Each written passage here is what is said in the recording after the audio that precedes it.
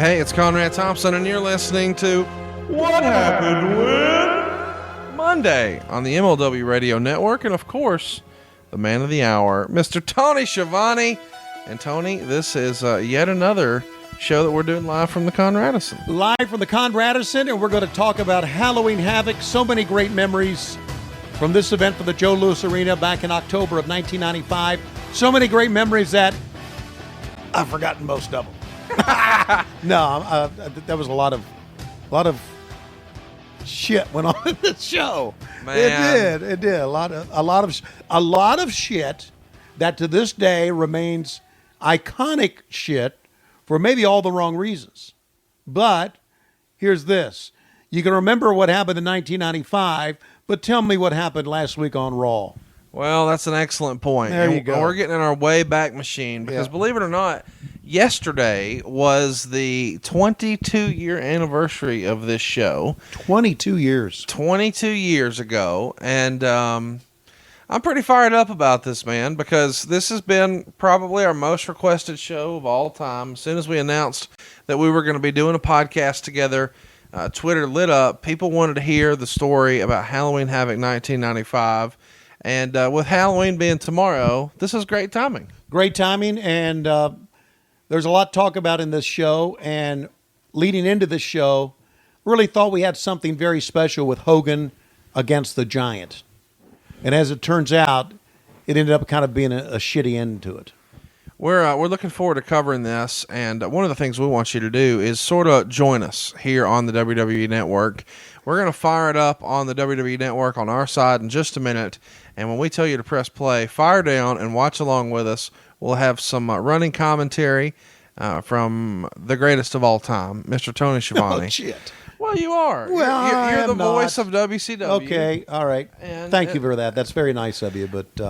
And we're going to get you an opportunity to call it the way you wish you could have. Right. Back in 1995. That sounds good. Can I really slow things down here for a second and really do a screeching stop? We have never said anything about the passing of Lance Russell, one of the greats of all time. My heart goes out to his entire family. He was a great man, one of the greatest announcers ever. So let me get that out and say, God bless Lance Russell. I don't think anybody will argue that Lance Russell is one of the biggest and brightest as far as wrestling announcers of all time. Right. And his voice really brought a lot of class to the presentation of wrestling. Much like a Gordon Soley, it made wrestling sound authentic, and he was tremendous. And I got to work with him, and just like being able to work with Gordon Soley and JR, it was a tremendous treat for me. A lot like an Al Michaels or a Pat Summerall. Sure. I mean, just a lot of class in the presentation of wrestling. And unfortunately, he would not be happy with what we're going to do here today. No, he wouldn't. He would just shake his head at me. Yeah, we're going to disappoint a lot of people with this. But hopefully you're going to be entertained, and we want you to go ahead and vote on next week's topic. It's going to be up by the time you're hearing this at WHW Monday on Twitter. We're not going to give you a preview here. Instead, we're going to encourage you to go check us out on Twitter at WHW Monday and throw down your vote for what you want to hear next. You can also follow Tony at Tony Schiavone 24. I am at Hey It's Conrad. And we have a Facebook page that our main man Dave Silva is in charge of. We've got all the hilarious graphics over there you could ever shake a stick at. That's facebook.com/WHW Monday. Yeah. So I think it's time to get to it. It is, but Dave Silva is still with us a week later. Dave? Hola! Yeah, it turns out that I have a Mexican house guest now. It's I don't know how this happened. Did you ever see that movie with Phil Hartman and Sinbad, House Guest? Yes. Well, let me just say this. I am not Sinbad in this equation. So, Hey, Conrad, we're out of towels! yeah. It's really weird, man. Downstairs, I don't know what's going on. And I've never seen in the same carry-on bag a hot plate and a CPAP machine. But I guess he's planning on staying a spell. I don't know. He's there. Dave's around forever. You know that you have an authentic Mexican when he packs travel salsa. Like he brought his own hot sauce. He's like, I didn't know if I could trust the Alabama stuff, so I brought my own hot sauce. All the way from Harlingen. We love you, Dave. And hopefully you love Halloween Havoc 95. Hey everybody, it's Sean Mooney in the MLW Event Center, and here's the latest from the MLW universe. Following a controversial victory over Olympian Jeff Cobb earlier this month at MLW One Shot, Tom Lawler called out Matt Riddle, and Riddle has answered the challenge and will face Lawler in the main event for MLW Never Say Never on Thursday night, December 7th in Orlando at Gilt Nightclub. Will Riddle avenge his frequent tag team partner Jeff Cobb's controversial loss to Lawler? Find out at Never Say Never. Tickets are on sale now at MLW.com. Out now on What Happened When, Tony Schiavone and the Alabama Dream, Conrad Thompson, look back at the 1997 Halloween Havoc featuring The Age in the Cage in a classic Eddie Guerrero-Rey Mysterio match. This week on Lucha Talk, the trio talk one of its biggest shows of the year for CMLL, with a main event that had Arena Mexico buzzing between Caristico and Volador Jr.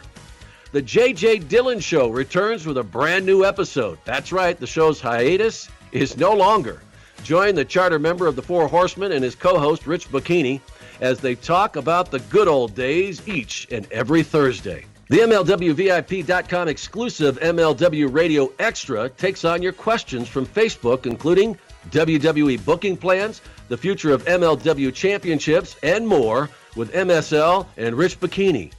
Also catch the all-new Primetime with me, Sean Mooney, as every week I welcome some of the greatest superstars and other personalities in the history of wrestling to the show. This week, the king of wrestling podcasts, Bruce Pritchard from Something to Wrestle With, joins me to talk about what it was like when we both lived in the kingdom of the WWF, Stamford, Connecticut, and much more. And don't you wait. Get your tickets now to see Matt Riddle fight filthy Tom Lawler in a battle of two UFC fighters turned pro wrestlers live at MLW Never Say Never on December 7th. You can buy tickets starting at $15 right now at MLW.com.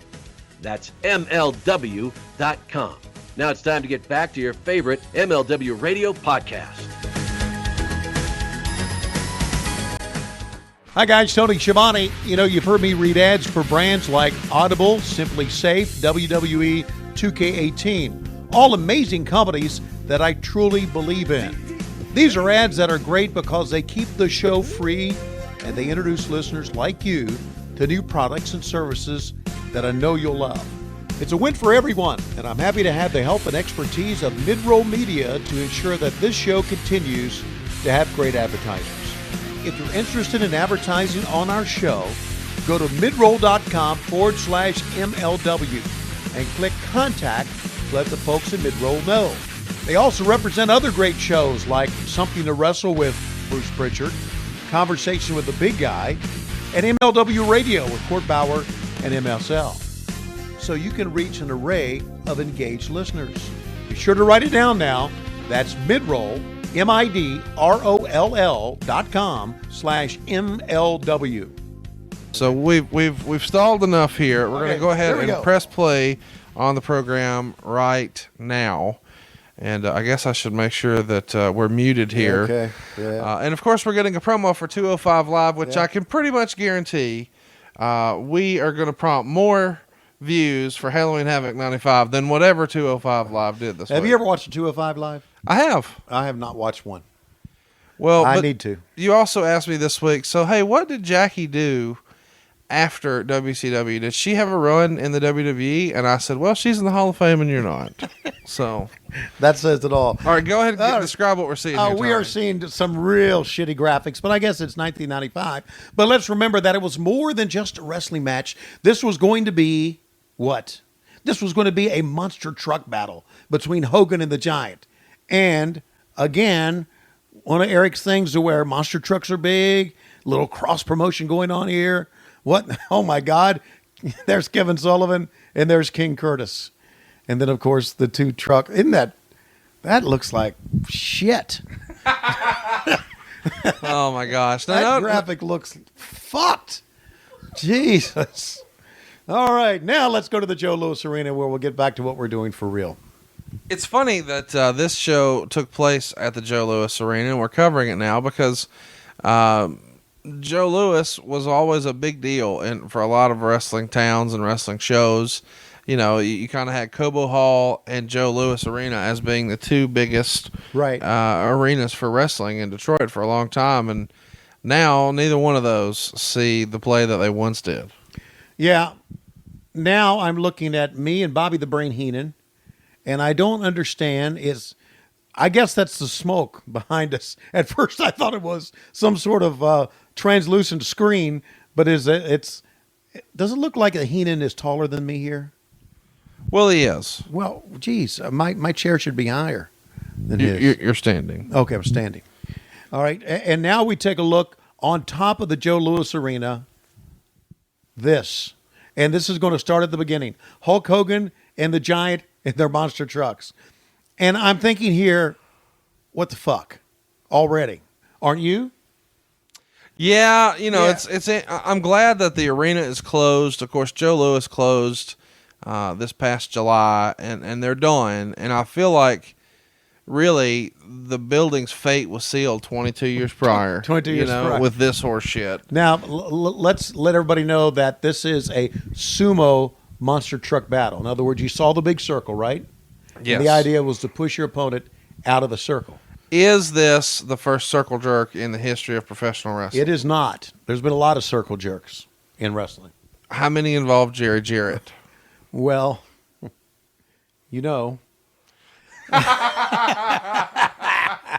my gosh. That's a nod to Bruce Pritchard.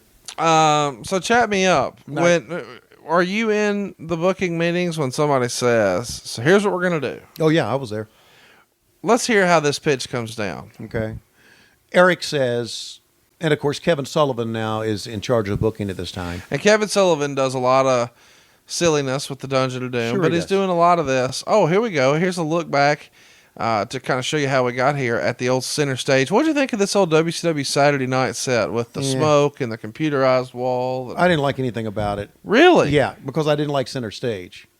Center stage was a fucking rat hole. You've got a lot of people hating on you right now. Some Really? of our They like listeners center stage? absolutely love center stage. Who likes center stage? Well, the listeners. Really? Yeah.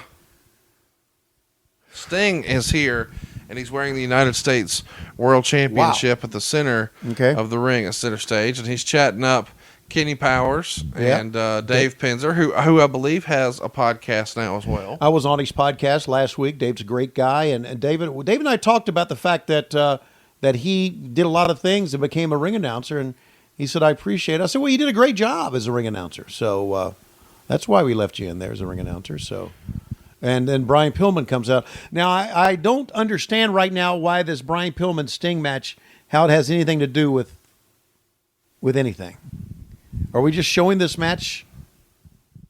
Conrad, what the fuck are we doing here? Well, we're watching Halloween Havoc 95. Right. No, we're not. We're watching just a fucking match at center stage. I take it that you're not enjoying the way they're building the story here, because what you're going to see here is that Mark Mero has had a flat tire. Okay.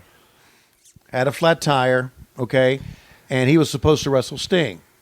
So Brian Pillman came out. You got it. But apparently he's got grease all over his face. Well, because he's changing a flat tire, and then DDP shows up. Okay. And he's probably going to say something. I'm just freestyling. It's been a while since I've seen this. Okay. It's not my fault that you had 4 flat tires. Ah. And then Mark Mero is going to, I'm sorry, Johnny B. Bad is going to say something like, I didn't say I had 4 flat tires. Okay. And then who's this Bret Hart looking character in the back here? Were you not here for this? I feel like maybe we should watch this on TV, because this is Max Muscle. That's Max Muscle? Yes. Well, that's actually Johnny B. Bad. In the back, though, that's Max Muscle, and that's Kimberly on the right. All right. So, That's Mean Gene in the middle. I know who that is. Okay. All right. So, here's the best part about this. Max Muscle's name is legitimately on his shirt. Okay. My eyes must be blurry. So that's the lead up to the first match. Right. Which is going to be Johnny B. Bad against Diamond Dallas Page for the television title. All right. Now, let's go back a step. And the show that we did last week, which was Halloween Havoc 97, look how Page's career has blossomed and skyrocketed in 2 years. Right? Yeah, you go from Johnny B. fucking Bad right. to the Macho Man Randy Savage. Exactly. Look at the way DDP is dressed here. I know. Could you describe this? Okay, this is a sewn-on diamond on his chest, and with the Kimberly was called the Diamond Doll back then, and he has Johnny B. Bad's glitter gun. He took Johnny B. Bad's glitter gun. Okay, which would piss me off too. Is that the crux of the feud? A glitter gun? A glitter gun is, yeah. And look how Kimberly is like. Is Kimberly just one of the most stunningly beautiful women in the history of wrestling? I would agree with you. She was a 10. You know, and her last name, as we've talked about before, do you remember her real last name? No, I don't remember her real last name. It Bacon. was Kimberly Bacon. Bacon. Everybody loves bacon. There's nothing wrong with bacon. Right, Dave? Oh, that's right. Okay. Kimberly was just absolutely spectacular. And you wondered, Diamond Dallas was a great performer, but he wasn't the best looking thing in the world, right? Well, here's what you know. Okay. When you look at a guy like Diamond Dallas Page, okay, and then you see that he has a wife like that, yeah, you know that motherfucker can sell. You know what I mean? Like that guy right now, or he's hired at First Family Mortgage. Let me just tell you. Or that motherfucker's packing. No, he can sell. Okay. Look at him. He All can right. sell. Little glitter robe to go with that white trash So looking thing. He's got gum right, and a cigar, yeah, and a robe, and sunglasses, and a belt. He was just trying to find his gun. way right now, is what he was doing. It's a lot. That's right. Hypothetically, if Kimberly was your wife, would Yeah. you ever want to give yourself a self high five? Not at all. I mean, you'd just be making deposits, wouldn't you? I mean, I feel like it would just be nonstop deposits. Okay, so here have a bad day. Now, here's what I never did understand about Johnny B. Bad. If you're really pissed off, okay, how about this? How about this? He's really pissed off. Come get some. Boom! And boom! And a boom! There's three of them, Conrad. And he whips him to the left side. There's a foot to the midsection. Got him hunched over. High knee lift. And down goes Diamond Dallas Page. Get up, says Kenny Powers. Page up into the corner. Johnny B. Bad will whip him in. Page, over the top. I think he almost hit Jackie Crockett, our Took cameraman. down the fat man cameraman stand. Yeah, the fat man cameraman stand. And down goes, what's he looking at now? Oh, here's Max Muscle. Man, boy, Max Muscle was solid, wasn't he? Double coconuts. And down goes Muscle. Into the corner, Johnny B. Bad working with the right hand. Come on, Johnny, get him in the fucking ring. Don't look at the fans. And Page outside. They're going to go into the stands. Oh, Conrad, this is so dangerous. And to the safety rail once again. And a kind of a shitty bump over the top. What's he got here? Oh, someone just happened to have a bucket at ringside. Just happened to have a lunch pail at ringside. I don't know why it's there, but it is. There you go. And he rings his bell on the ring post and rolls him in again. How much was Mark Miro spending on tanning here? Oh, what was his God. tanning budget? This was for spray tans, too, I think. When did you get your first spray tan? I never had a spray tan. Come on. Never did. I did some tanning beds. Listen, never had a spray tan. I was told that you're the master of the lift and separate. Is that not true? When I go to the bathroom, yes. Oh, are they hitting the water at this point? What do I have to look forward to, Tony? Average age of our listeners probably 41. You got 20 years on them. Okay. Chat us up. When we're cruising to 60. Yeah, when you're cruising to 60. Do I got to leave them on the lid? What's the deal? Well, no, what you got to, got to leave them on the lid. You got to not worry about what's in between them because that only works when you have to go to the bathroom. And you got to worry about what you eat. No jalapenos, no spicy salsa. Don't even walk by Dave Silva. Okay. I was talking about balls, and now you're talking about jalapeno. What are you doing with jalapeno? I've been doing it wrong. Does Lois like it spicy? No, I'm talking about the full effect here of not only your testicles but your bowels. You know, let's talk about the difference between last week's first match and this one. Last week we covered the '97 Halloween Havoc. Right. The curtain jerker there is Ultimo Dragon and Yuji Nagata. Yeah. High-paced, high energy. Right. I mean, getting after it. Sure. Now Mark Miro's working a wrist lock. Yeah, I know. But there's nothing wrong with the wrist lock, you know? I'm not mad at it. I'm just Okay. saying it shows you how the business had changed. Sure. And the model had changed to where, you're doing a more traditional match here. I'm Yeah. not disparaging it. I'm just saying the other one was very much high spots and strong style and just a different type of performance. But this match had an angle, too, okay? And a little bit more of an angle than that one did in 1997. So you always, bookers and booking committees or writers or whatever you want to call them, always wanted to start a pay-per-view hot. Well, as you can see by the fans here, there's nothing too hot about this one, unfortunately. Well, here's the reason the crowd is dead. Meltzer wrote, Detroit is being papered like crazy. Anyone who buys a WCW calling card at the local 7-Eleven gets free ringside tickets to the pay-per-view. So they're just giving away the tickets here. They drew 13,000 folks here, and it was set up for 18,000. Only 7,000 of that 13,000 was actually paid. Oh, my God. The gate Really? was $138,000. So less than half of what it would be 2 years from now, and more than double the amount of folks who paid. So it's a different deal for sure. Wow. How about that? I didn't even know it was paper that much. So basically, if it's paper that much, we have people who just said, oh, yeah, I'll take a free ticket. I don't know what I'm watching, right? Yeah. Yeah. So you can. But they don't know what they're watching, but it's better than being at home watching America's Funniest Home Videos. Exactly. Or maybe watching the Pistons or watching the Red Wings or something. And now Diamond Dallas Page working on the midsection of Johnny B. Bad. Page doing a lot of, and I guess this is this pre-Diamond Cutter here? No, he's still doing the Diamond Cutter Okay. here, but he's still trying to get it over. But We should mention, Right. too, that a year prior to this is when they did the Hulk Hogan Ric Flair retirement match. A year after this is when the NWO is running hard, and you've Right. got Hogan and Macho in the main event with Piper coming out after. And then, of course, we know 97 was the payoff with Piper Hogan, Age in the Cage that we covered last. Right. So we are basically NWO being red hot right now. Yeah, the NWO doesn't even exist. At this point, you've got Razor Ramon Right. and Diesel in the World Wrestling Federation. Okay.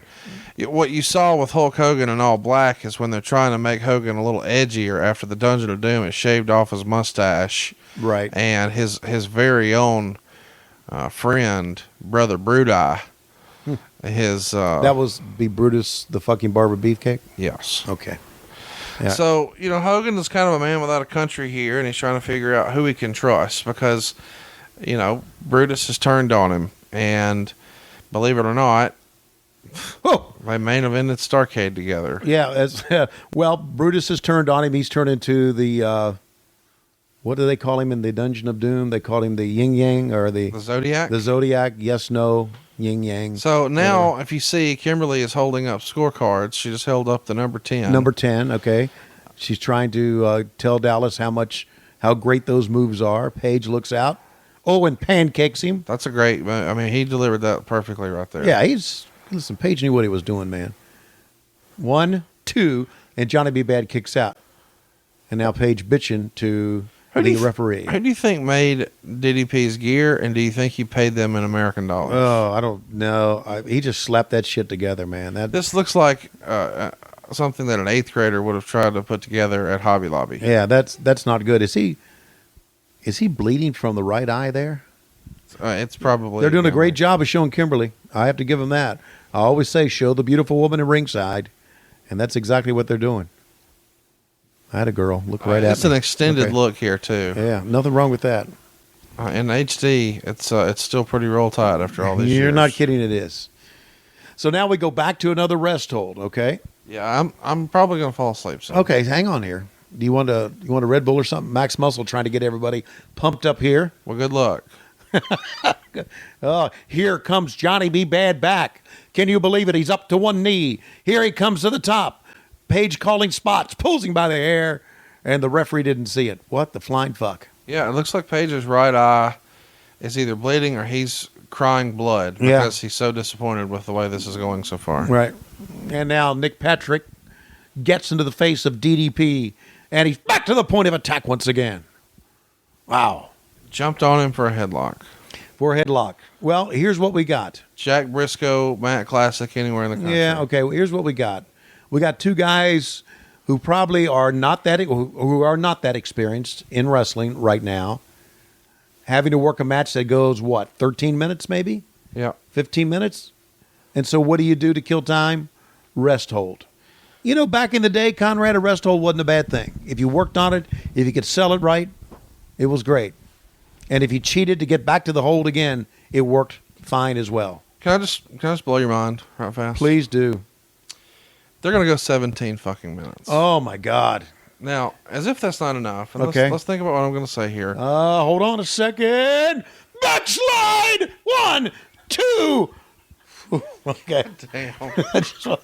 I just wanted to pick. I wanted to pick the excitement up here. I just wanted to. Fuck, man. Okay. Thank you for trying something. Okay. Paul Orndorff worked the dark match, pinning the Renegade after 2 pile drivers in 1 minute and 22 seconds. Okay. Eddie Guerrero pinned the Disco Inferno in 3 minutes and 21 seconds. In a dark match. Mm-hmm. We didn't have Eddie Guerrero on the show. It gets better. You ready 1, for this? 2. Oh, over the top. Oh, didn't get him. Go ahead. I was kind of getting into this shit for a second. Go ahead. Craig Pittman pinned Sarge. VK Wall Street in 3 minutes and 37 seconds. Okay. And here we go. Okay. Chris Benoit and Dean Malenko beat Steve Regal and Bobby Eaton in 8 minutes and 41 seconds. And we didn't have them on the pay-per-view. Oh, Lordy. Malenko drop-kicked Regal, and then Benoit took him over into a dragon suplex for the pin, 3.5 stars. So, to recap, Benoit and Malenko against Regal and Eaton, not on the pay-per-view. Paul Orndorff, Eddie Guerrero, Disco Inferno, not on the pay-per-view. Here we go. And this is on the pay-per-view. And again, this is not the Diamond Dallas Page who became such a great performer. This was him finding his way right now. In fairness, In fairness. and I think this is going to blow you away, Okay. Meltzer gave this match 3 stars. Did he really? So while you and I Or shitting on it. were probably shitting on it, knowing what DDP is going to become, Right? and we just have such a higher expectation based on what that is, Yeah. that seeing this early kind of corny version of him is a little disappointing. Yeah, it is. But, again, You know, I just realized he looks like a trailer park trick-or-treater. yeah. You know? Yeah, sure he does. Right. Like in this outfit, it looks like he's wearing this sort of ironically, like he's headed to a Halloween party down at the trailer park. Yeah, sure. With the orange and, well, it is Halloween Havoc, right? So now Max Payne up on top, or Max Muscle up on top, and using, he's using all the great Old school heel cheating tricks. heel Yeah. tactics. Yeah. So, He's got a beautiful woman, Yes. so people hate that. And she's rating his moves. People hate that. And he's chewing gum. People hate that. And he's Yeah. smoking a cigar, and people hate that. And he's got tattoos, and people hate that. And he's got a shiny jacket, and people hate that. so you're saying they hate this motherfucker? Is that what you're Well, saying? I'm saying he's done Okay. everything he can to be super hateable. Yeah. Tony, I've got to ask you, how much money would it take for you to wear his boots in public tomorrow? How much would it take? The boots that Diamond Dallas Page is wearing right now. Oh, I'd wear them in public tomorrow for nothing. I'd I'd walk right down the streets of Marietta, Georgia. As a matter of fact, if the Georgia Bulldogs face Alabama in the SEC championship game, Can we borrow those from DDP? I'll go to DDP's house in Smyrna. I'll go to the Performance Center in Smyrna. I'll get those boots and wear them in that game for you. So when Alabama steamrolls Georgia, you're going to be humiliated twice. Once on the field, and then once walking back to your car in those. Okay, if that happens, yes. But if for some reason Georgia beats Alabama, and of course Georgia's not even in that game yet. If Georgia gets the game and beats Alabama, I'm going to stick one of those boots up your ass. I'm really looking forward to this. Now, hypothetically, look, are they do-si-doing and around and around? I think they're do-si-doing and around and around. No, it's called a top wrist lock, and he's trying to reach for Max Muscle. Didn't get him. Johnny's going to pick him up. Belly to back, belly to back, belly to back. Did you just go to JR mode? I guess I did, right? Hypothetically. Vampiro. Oh, God. Listen to me. That's Oklahoma. What are you doing? Sorry. I'm morphed into a couple people there. Oh my God. Can you imitate other wrestling commentator styles? No, I cannot. No, I cannot.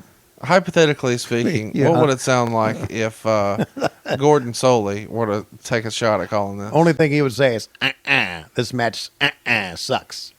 That's what he would say. Oh, but it got 3 stars, so what the fuck do we know?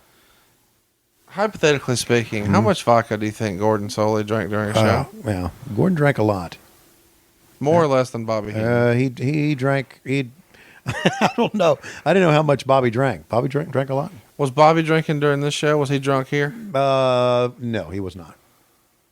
I can only remember 2 times. All right, we know one was Hog Wild or Road Wild. What was the other? There was an event we did in Baltimore. Maybe it was a Great American Bash pay-per-view. Yeah. Yeah, he was It's all the same. something. Right. Pickup. Oh, great move by Mark Merrill. Johnny B. Bad. But now... What's your favorite memory of Detroit, and why is it Beverly Hills Cop?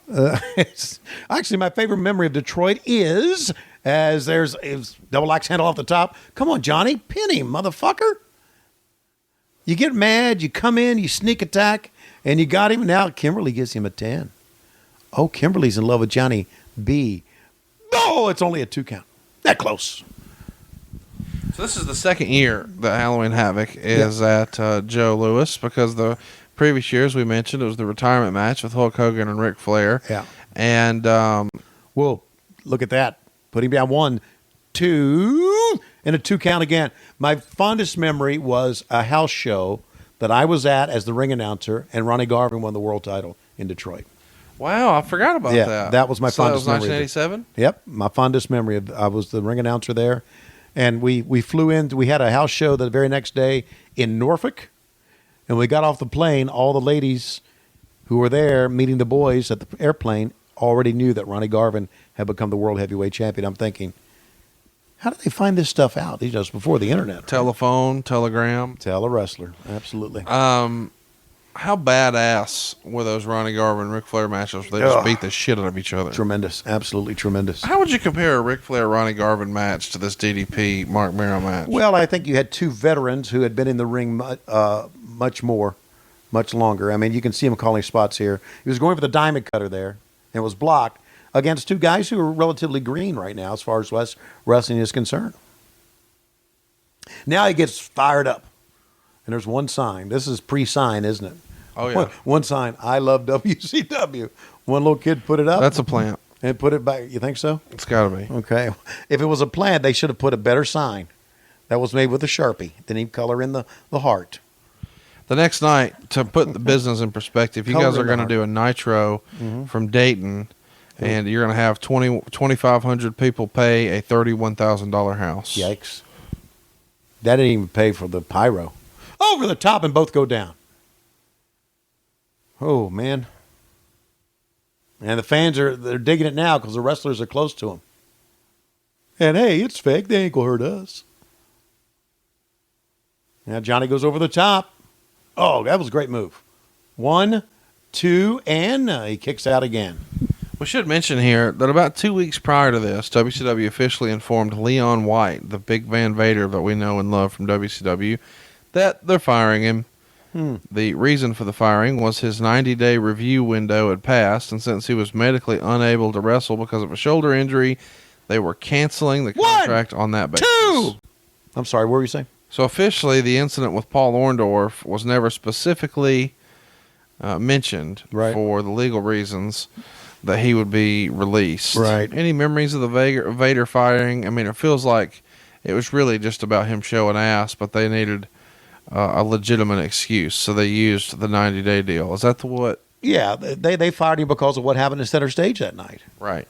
That I was. Oh my God! Did you see the bump? That was Max tremendous Muscle bump. 1, 2, and 3, and down goes Diamond Dallas Page.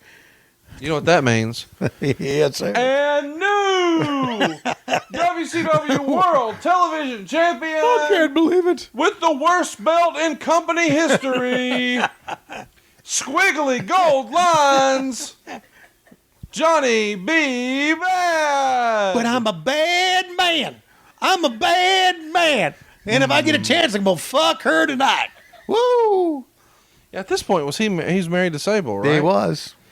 Man, both of these guys were good. They were getting some stuff, weren't they? Hey, we go back and take a look at some of the great action here tonight at the Joe Louis Arena with only 3,000 paid. And now there's Max Muscle. Oh, he is he is fucking. Take a look at the bump he's getting ready to take. Oh, man. Talking about a fucking sell job there. Here's the cover. 1, 2, 3, and your winner and new World WCW Television Champion, Johnny B. Bad. And that's just the first match of a great lineup we have here tonight, fans, at Halloween Havoc. You're really trying to sell this horse shit. We're still going to go to the roof. To the roof, Brain. We're going to go to the roof. Brain, see, my chair's higher than the Brains. Am I fatter now than I was back then? Yes. That's depressing because I was pretty fucking fat. No, it's just, this is not appealing. Nobody can rock a cummerbund and it look normal. You know what I mean? Yeah, I got you. Like cummerbunds make you look Yeah, it like makes a you look fucking fat. idiot. Yeah, it's like, take a look at my belly. No, it's not what makes me look fat. It's my face that makes me look fat. And my body. Well, that's my belly. And Now, my see, I noticed pictures. I'm trying to close that Trying in. to fix it up. Yeah. But hey, you're wearing black, which is good. Yeah. But okay. Bobby's got it right. He's all blacked out. Like he's Yeah. going. All right, so when are we going to go up? Let's take a look. Let's go up on the roof. Are we going to go up on the roof? I'm so excited. Why do you want to go to the roof so Because I'm much? shitting my pants. I Look at can't you wait. talking with your hands. You're like, I have no idea what I'm saying. Okay. I'm trying to use my hands to buy time. It's an Italian thing, talking with I your know. hands. Whenever you start talking with your hands, you're filibustering. You're like, I don't know what to say. So here we go. You ready for this? Yes, I've been am. waiting for this. Yes, no. This Yes. is the Zodiac, Yes. also known as Brutus the fucking Barber Beefcake. Describe this gimmick to me, Tony. This is the man who I at can't this fucking shit. describe it. Okay. Look, I was there for every one of the Dungeon of Doom. This looks like this legitimately to me. Look, I mean, look at what he's wearing. It looks like Beetlejuice. and Alfalfa all together. I was gonna say it looks like Beetlejuice fucked a seagull, and now we've got this. Look at him. What is this? God. You know what I just realized? New Day is ripping him off. Yeah. He's got that little. He's got a baby penis on his head, which is You know what? maybe the You give precursor. him to a lot of shit, but the guy would Oh fuck you, Tony! no, come Defend on. This. Look, the guy would do anything. The guy was Yeah, that means he's a whore. okay. Well, he was willing to be anything. Farewell, farewell, farewell. Yeah, this match can't end fast fucking enough. Well, for all of you watching with us, let's hit fast forward together. Whoa! It's the Macho Man, Randy Now, Savage. this is awesome. Let's run through this. Okay. Macho Man at this time, is he top 3 in the business? In our minds, yes. Well, I mean, who else would it be in Okay. '95? All right. It's Hogan, it's Yeah. Randy Savage, and somebody else, right? Right. Who is that? I have no idea, but She is Roll Tide. If you know who Yeah, that is, and he knew it. please tweet Okay. me. all right. We need to know whose wife that was. Well, She's she's walk- somebody. She's walking down behind him here. I should know this then.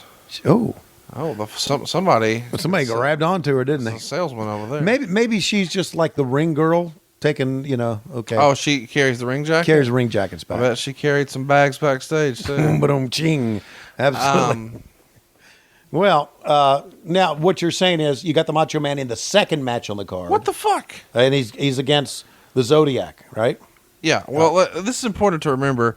This was actually supposed to be Kamala, and Kamala quit the promotion because he didn't want to lose to the Macho Man. So, Wow, really? yeah, I don't know. Jesus. Boy, wrestling has changed a great deal, and now the Macho Man goes to the eyes of the Zodiac. Look He at the takes way him- he's selling. Do you see this? Yes. What do we? What? Oh, there's a fan. There's a fan. There's a fan. What's happening right now? This is a shoot. This is a fan, and Randy's going to go back to the point of attack. Randy is being smart and getting out Yeah, of the way and yeah. letting the security take care of it. Now, Yeah. 2 years after this, Yeah. when you think a shoot fan jumps in the ring, Yeah, they beat the fuck out of him. Macho Man specifically is beating the fuck out of him. Right. Well, that's because the match had been over at that time. They had done what they were supposed to do. I say that was a fucking plant. That fan is still putting up one hell of a fight. Meth is a hell of a drug, kids. Apparently, well, I'm just saying they're in Michigan, so it's Yeah. clearly meth. Yeah, you know what I mean. It's got to be. He's not Okay. on cocaine. Cocaine's Okay. not in the Detroit budget. Why in the world would he? I don't know. Fucking people are fucking nuts. I got to tell you, from behind with the long hair, I was like, man, that's a pretty jacked up woman right there. But then when he turned around, I was like, well, yeah, that's an ugly guy. So now he's gone. What was that, Tony? That was an attempted Zodiac splash. Call it for us. Take Okay. the fan over there. They take the fan out. They got all the gray shirts. Here comes the Macho Man with the big elbow. Oh, yeah. And 1, 2, 3. This one's over in a hurry. Aren't you happy, Conrad? A minute and a half. Yes, sir. For what you call the biggest pay-per-view of the year for WCW, Macho Man, your second biggest star, is on the second match of the card in a throwaway, forgettable match against a guy who looks like Beetlejuice fucked a seagull. Oh, and the Macho protects his friend there by... Well, did he protect his friend, or did he protect his own job by not squashing the boss's best friend? Oh, I see where you're going at now. 1, 2, 3, and your winner, the Macho Man, Randy Savage. Can you imagine if you're Brutus right here, like, what a great gig you've got? Yeah. You show up, dress like a fucking dumbass, make yourself a reverse alfalfa, rub some self-tanner all over you, chub your junk up so it looks good in your tights, and then paint your face like for a minute and a half, an idiot, and then cruise out there, work the second biggest star in the history of the business at this time, and get paid like you work the second biggest star in the history of the business, and all you do is fall down and shake a little like you're having convulsions, and you're out of there a minute and a half. Wow, you apparently, you and Brutus have some beef. I don't know. Realistically, he made $5,000 for this, no less, right? Yeah, minute and a half. Wow. All right. Yes, meanwhile, call the WCW hotline right now. I've got some inside information that you will not get anywhere else. If nothing else, I'll fucking lie about it. That's right. I'll lie to you. 1-900-909-9900. Call costs $1.49 each minute. Don't tell your parents, fuck them. And now let's bring Keep going. No, I'm trying not to sell. Keep going. Johnny B. Bad, I want to talk to you for just a second. You're going to get some pussy tonight. Yes, I am, Gene. If I could go into the future, Mr. Brock Lesnar, please forgive me for what I'm about to do to my own wife. I'm going to fuck Sable, and then I'm going to fuck Kimberly, and then I'm going to rub pussy juice on your bald head. Well, Johnny B. Bad, call the hotline right now. Put your dick on. Your dick to get your parents' permission. Yes. Oh Yeah. Call right now. 1-900-909-9900. You can talk to Johnny B. Bad's dick. It's going to have a big, not tonight, because I'm a bad man. Yes, sir. I'm bad. I'm a bad man. I'm going to fuck something tonight. Wow. There he goes. What's happened? He's not done. Oh, and Mr. Brock Lesnar, I forgot to apologize one more time. Oh, God. That's okay. Call the hotline. We're having a great time. We're going to watch you fuck. What's happening? What's happening? This was a wrestling podcast 10 minutes ago. Oh, God. Oh. All right, back to the ring. This is the longest promo in the history of Jesus promos. Christ. Well, they were talking about pussy in the 900 number.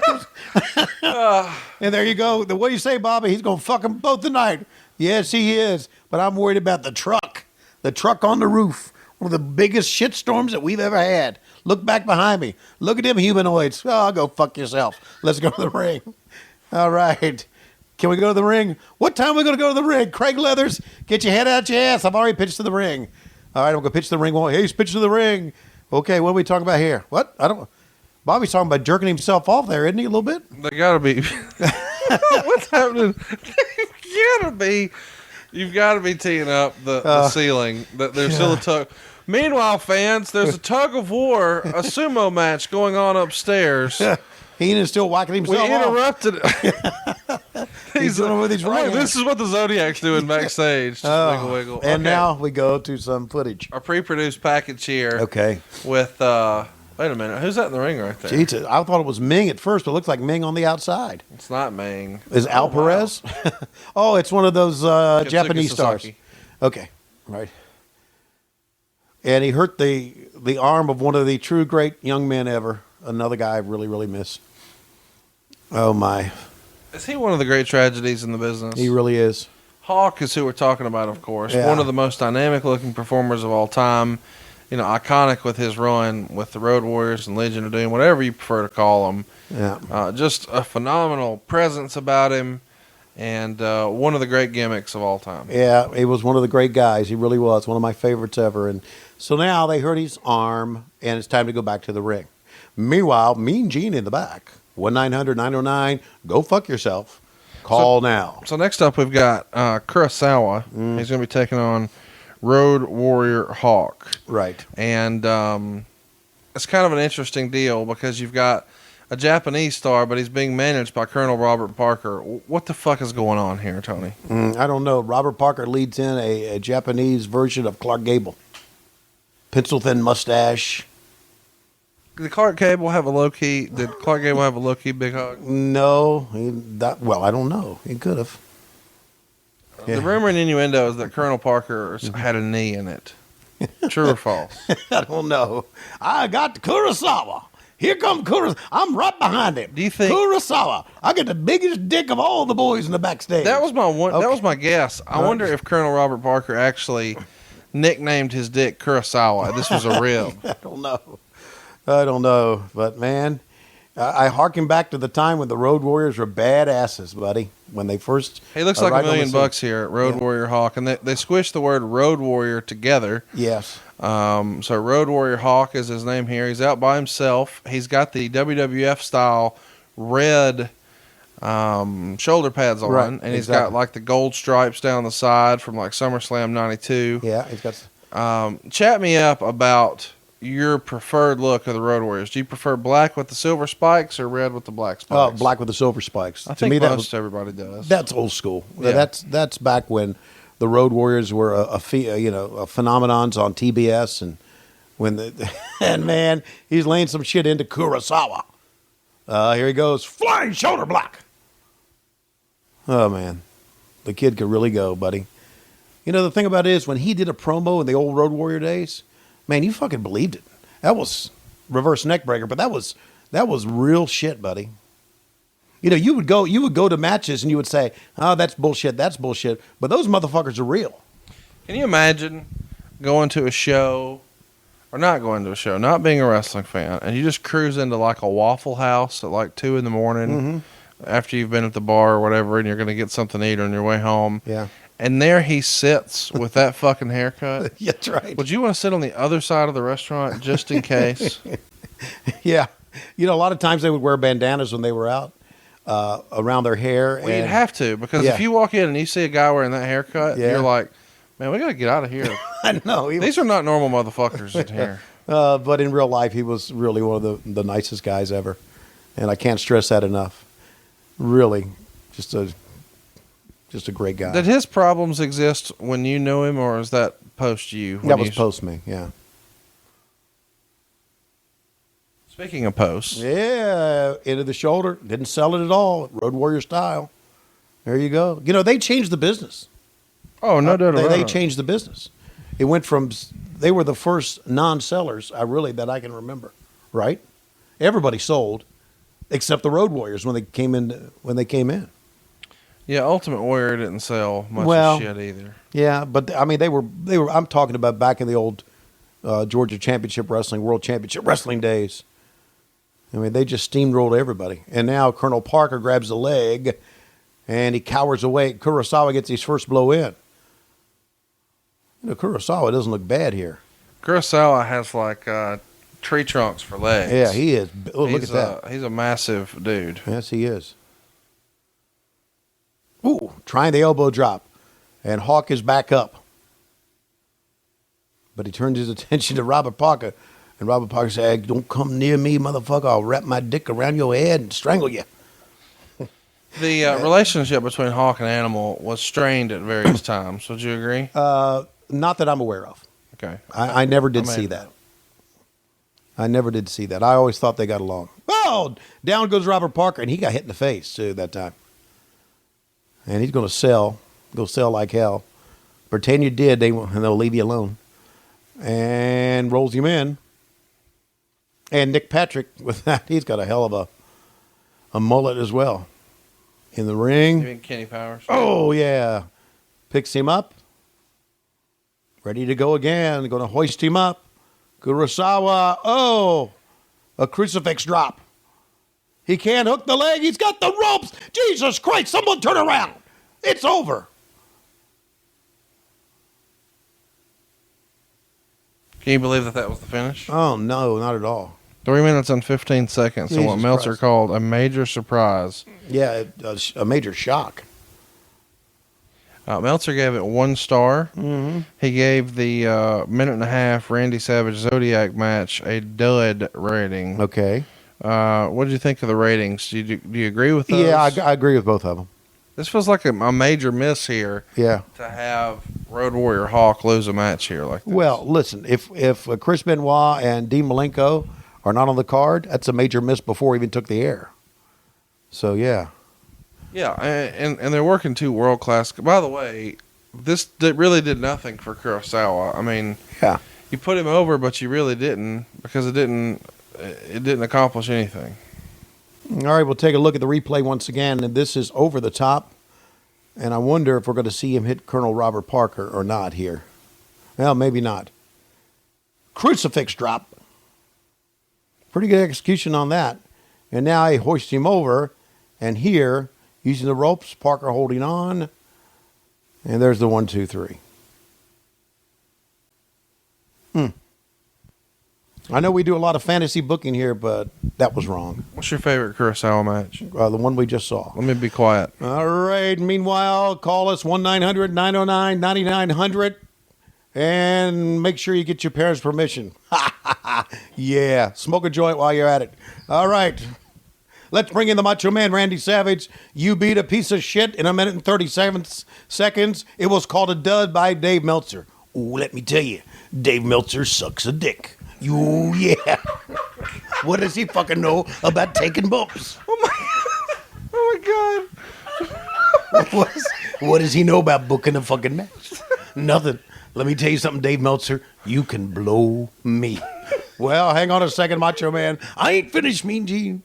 I wonder if any of those motherfuckers who write on the dirt sheets have anything to say. Well, you'll find that out on the... I don't want to hear about the fucking 900 number. On the 1-900-909-9900. Lee Marshall is standing by with me, Mean Gene. What the fuck? With me, Mean Gene. Fuck you, Gene. I'm leaving. Oh, yeah. Yeah. What do you got to say about Dave Meltzer and the dud? Dave Meltzer, you give me a fucking another dud, I'll come to Campbell, California and stick your head up your ass. All right. More on the Macho Man, Randy Savage. In a few moments, I'm going to whack off like Bobby the Brain Heenan was with my right hand. Oh my God. Okay. Yes. And we'll remind you a lot more to come here tonight. What about what's going to happen on the roof? On the roof of what? Oh, yeah, on the roof. I'm going to say that it's going to be one of the shittiest angles that we've ever seen in professional wrestling today. Ooh, yeah. And by the way, Dave Meltzer, suck my... Oh, dick. Oh, couldn't get it out right there. But I tell you right now, we're going to... How much longer do I have to go on? I'm dying. What is happening to us? Oh, wrap me up. Oh, there you go. Call the 900 number. I got a fucking headache. All right, Johnny B. Bad still getting fucked as we go to the...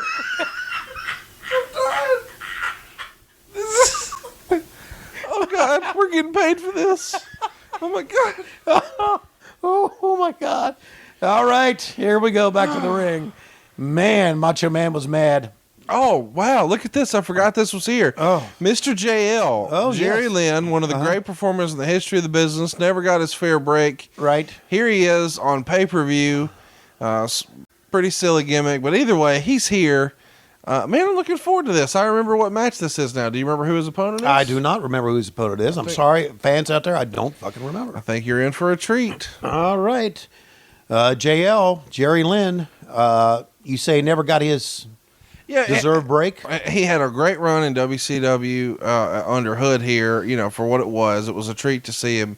But then he really kind of had his first breakout moments in ECW, and then he had a little bit of a run in the WWF. But ECW is where he kind of got over. Oh, my God. This is Sabu and the original, man. Woo. How about that, dude? Yes, sir.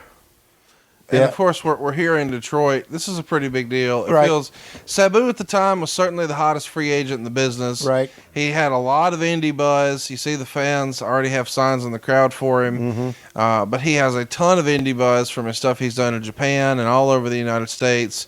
He's really innovating with lots of triple jump moonsaults and crazy high spots like that. Of course, he's most famous for breaking tables and this just fast and furious pace. And here we go with an acai moonsault. Oh. He takes out his own uncle with the sword. Wow. With the acai onto JL. Yeah. Well, I got a chance to meet the Sheik backstage. How was that? That was tremendous. As an old school wrestling fan, it feels like that would have been a really cool moment. And he was such a gentleman. He was so nice to everybody because we all were like in awe of him, Yeah, he's one of the legends in the business. Exactly. There's no question. So it was a big deal. It was great to see him come out and look at this. Yeah, boy, Lynn could do some shit, couldn't he? My goodness. I mean, this is ridiculous. Yeah, this should have been your opening match. I totally agree. I was about to say that. This sets the pace for the whole show. Right, exactly. What's amazing, though, is you see how much time Johnny B. Bad and DDP got, and it was not a bad match. We were just busting balls. Sure, yeah. But they get 17 minutes. These guys get 3 minutes here. Yeah, and you exactly right. Just a completely mistimed show. I don't think there's any question about that. Maybe we ought to get Kevin Sullivan on here to ask him, what the fuck, Kevin? Oh, look at that. Reverse moonsault off the top. Let me just say, I think Kevin Sullivan has the most underrated podcast in all of wrestling right now. It's MSL and Sullivan. It's right here on MLWradio.com. Kevin Sullivan is a fucking wealth of knowledge that I don't think enough people give enough credit to, maybe because he never had a run in the WWF. Right. But the reality is that dude is a fucking evil genius of booking wrestling. And if you've never listened to his show, I recommend it highly. MSL and Sullivan here on MLWradio.com. Yeah, and I agree. And he came up with a whole Dungeon of Doom stuff, but let's also let you know that he did come up with a Yeti. Oh, down he goes. What a move. I think he missed that time. I think he wanted to catch him with the leg and caught him with the ass meat on the face. Boy, that's the Arabian ass buster to the face. That's what it was. And JL back up. Randy Anderson, the referee. Oh, my goodness. A German suplex off of the ropes. Get him down 1, 2, and a 2 count. I don't know if the fans are buying this or not, but this is a hell of a match. It absolutely is. Yeah. And it goes to show you how much talent is here in WCW. Let's remind you, Paul Orndorff was on the undercard. Eddie Guerrero is on the undercard. Dean Malenko, Chris Benoit, Right. Bobby Eaton, Steven Regal. Wow. Of course, Mark Mero, DDP, Randy Savage, Wow. Brutus the fucking Barber Beefcake, One Jerry count. Lynn, Yeah. Sabu. I mean, on and on and on. Road Warrior Hawk. Who could forget Kurosawa? I already have. Yes, we have. Right. And, of course, Johnny B. Bad getting laid after the show. Whoa, look at that. I mean, that's a hell of a bump to take to the floor right there. Yes, sir. Springboard into a drop kick. and the Sheik just getting his whacks in. Oh, my. And as you might imagine, when we all talked to the Sheik, he had a lot of ridges down his forehead. Did you ever see Abdul the Butcher try to put a poker chip in his forehead? and No, let but it stick? I heard he would put poker chips and or quarters in just to entertain the boys. 1, 2, 3. So he does the springboard moonsault off the top rope. Oh, and we missed Gets the pin, Yeah. and then WCW, of course, doesn't show the flash paper that the Sheik threw at Mr. JL. Right. So we missed the payoff here, which is a big deal, and of course we are WCW. We don't even really show the Sheik, do we? No, there was some there we light go. acknowledgement, but there should have been more. I'm Should have been sure more.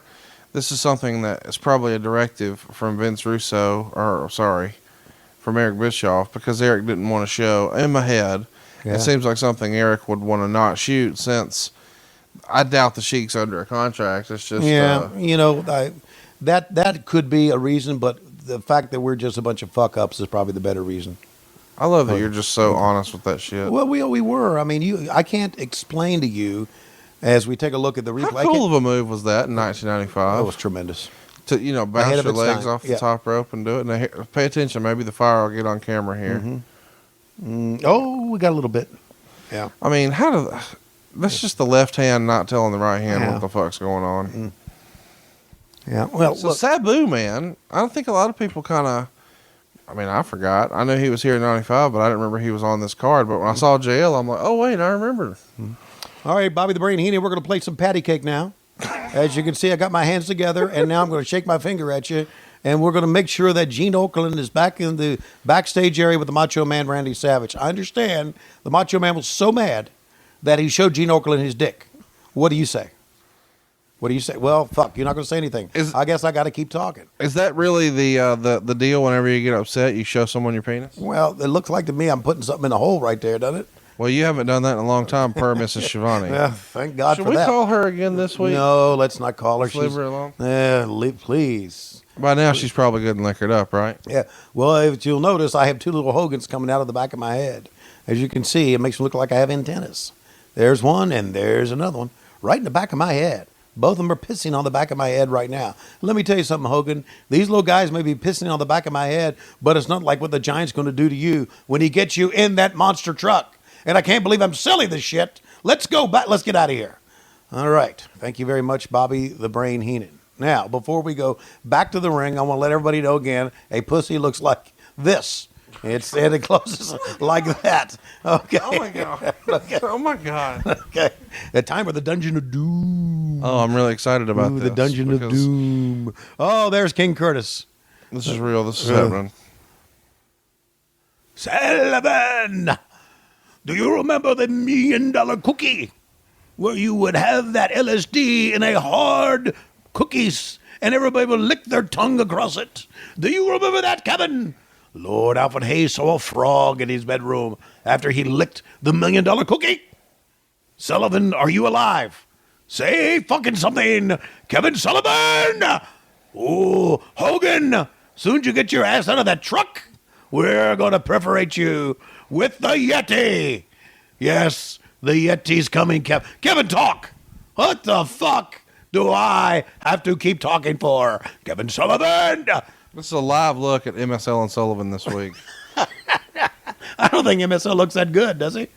Put some shades on that motherfucker. Same. Speaking of ridges in the forehead, woo! Man, King Curtis, another legend, right? What's your favorite King Curtis match? I never did see him wrestle. Never did. Neither did anybody else. Okay. There was a, down in Florida, near Hogan's home, there was a, Kevin ain't gonna say a fucking word, apparently. There was a warehouse that we shot all the Dungeon of Doom things in, and King Curtis would get there early, and he would sit in that chair and stay there. And I'm telling you, Conrad, and I was there for all of them, and we would do multi of the Dungeon of Doom things. It was like 150 degrees in that thing. It was so miserable and so hot, and he just stayed there and didn't move the entire day. Oh, Kevin's going to finally talk. All right. You ever notice that Kevin Sullivan, it felt like he had to yell for his Boston accent to dissipate a little bit? Yeah, often. And let me also say that, yes, spittle is coming down off my lip and onto my beard. But Hogan, before the night is over, we are going to completely fuck up this angle by bringing in a 7-foot giant who can't fucking work. And he's going to fuck you in the ass. That's right. The Yeti.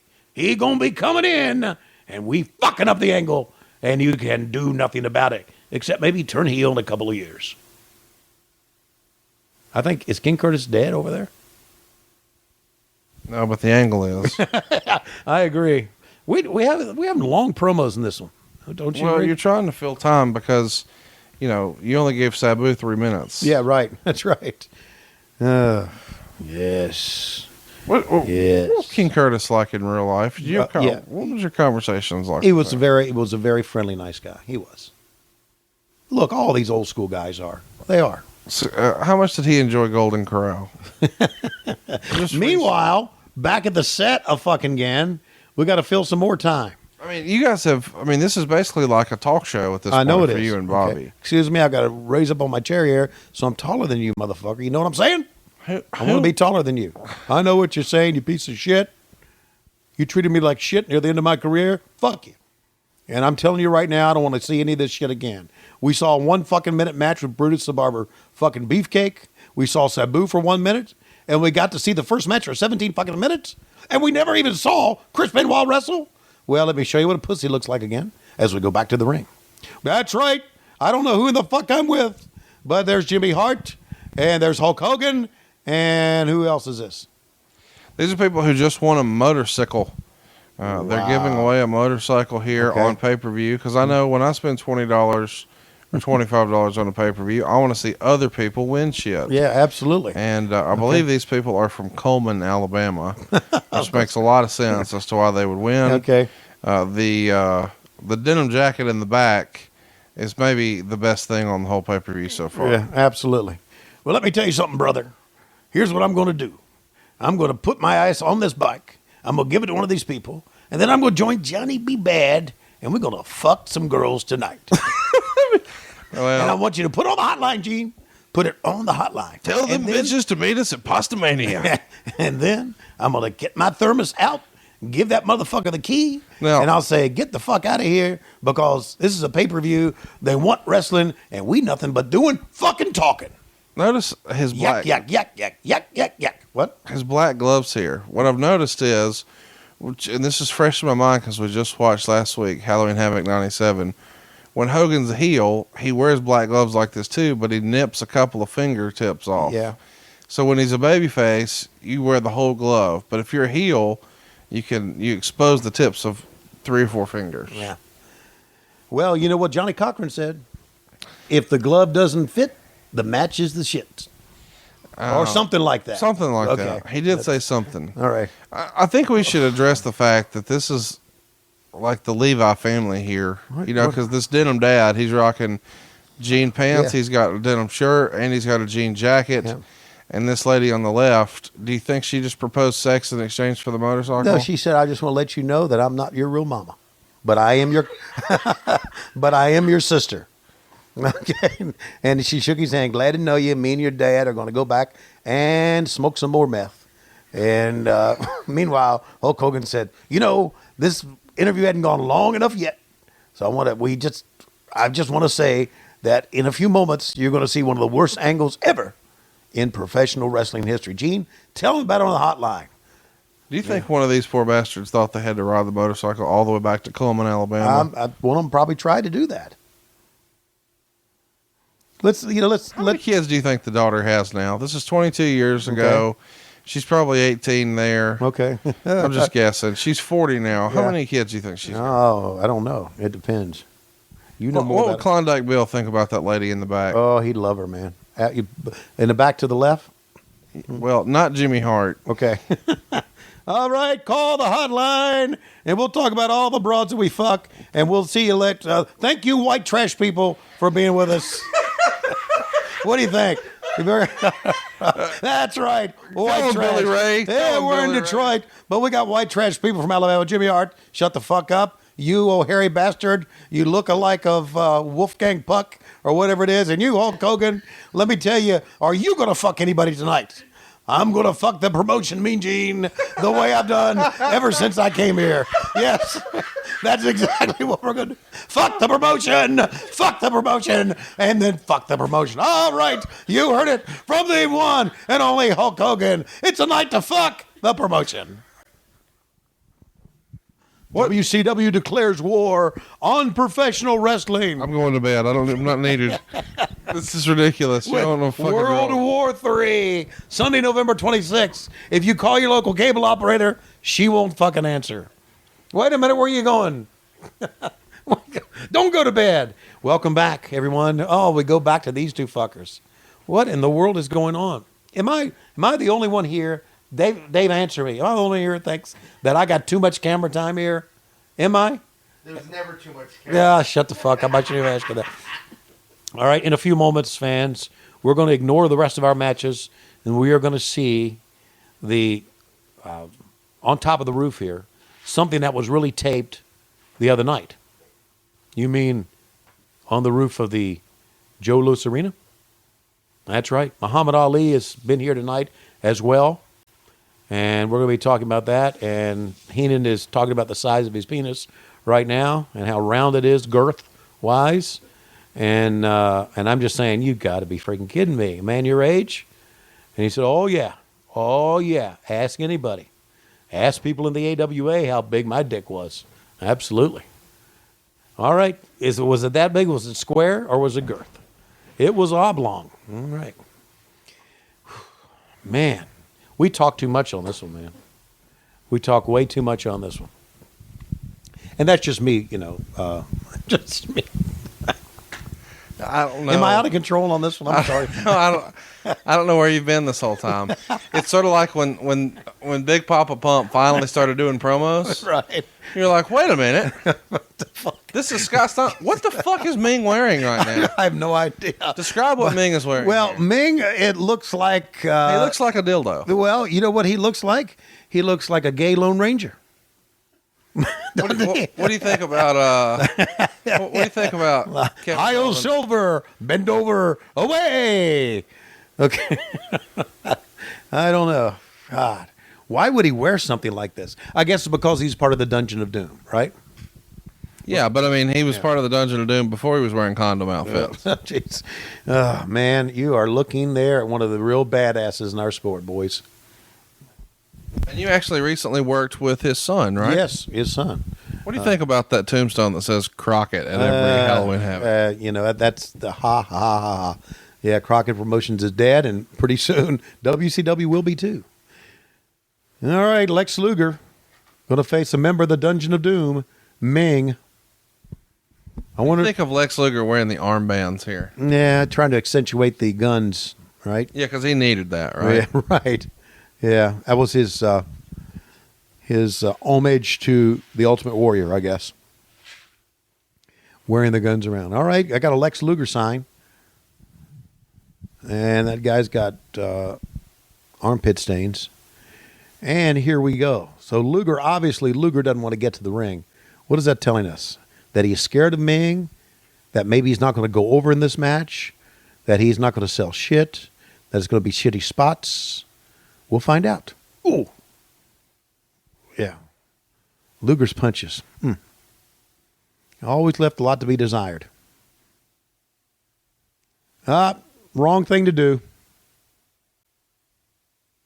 See? Wrong thing to do. Oh, my goodness. Ming actually sold, Conrad, you can talk anytime here. Ming actually sold the turnbuckles.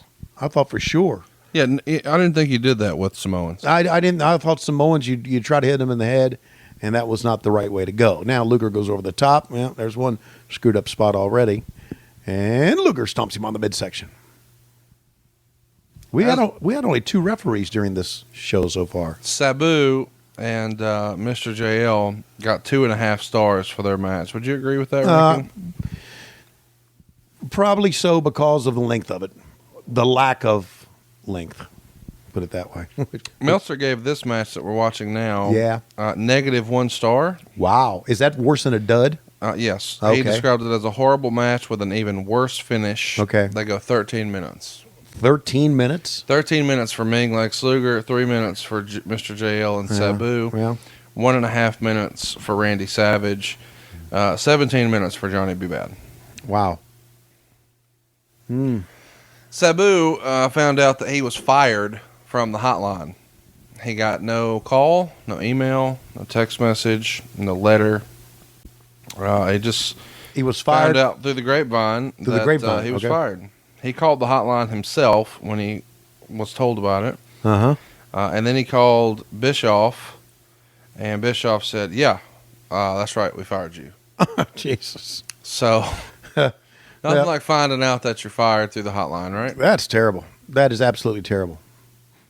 And I remember hearing something about that the way he got fired was not well done. I don't remember it being the hotline, but I remember it was not handled correctly. Do you suspect that he even knew he needed a call, since apparently Mean Gene's promos were just about whoever Hogan was fucking? I don't know, over the top goes Ming.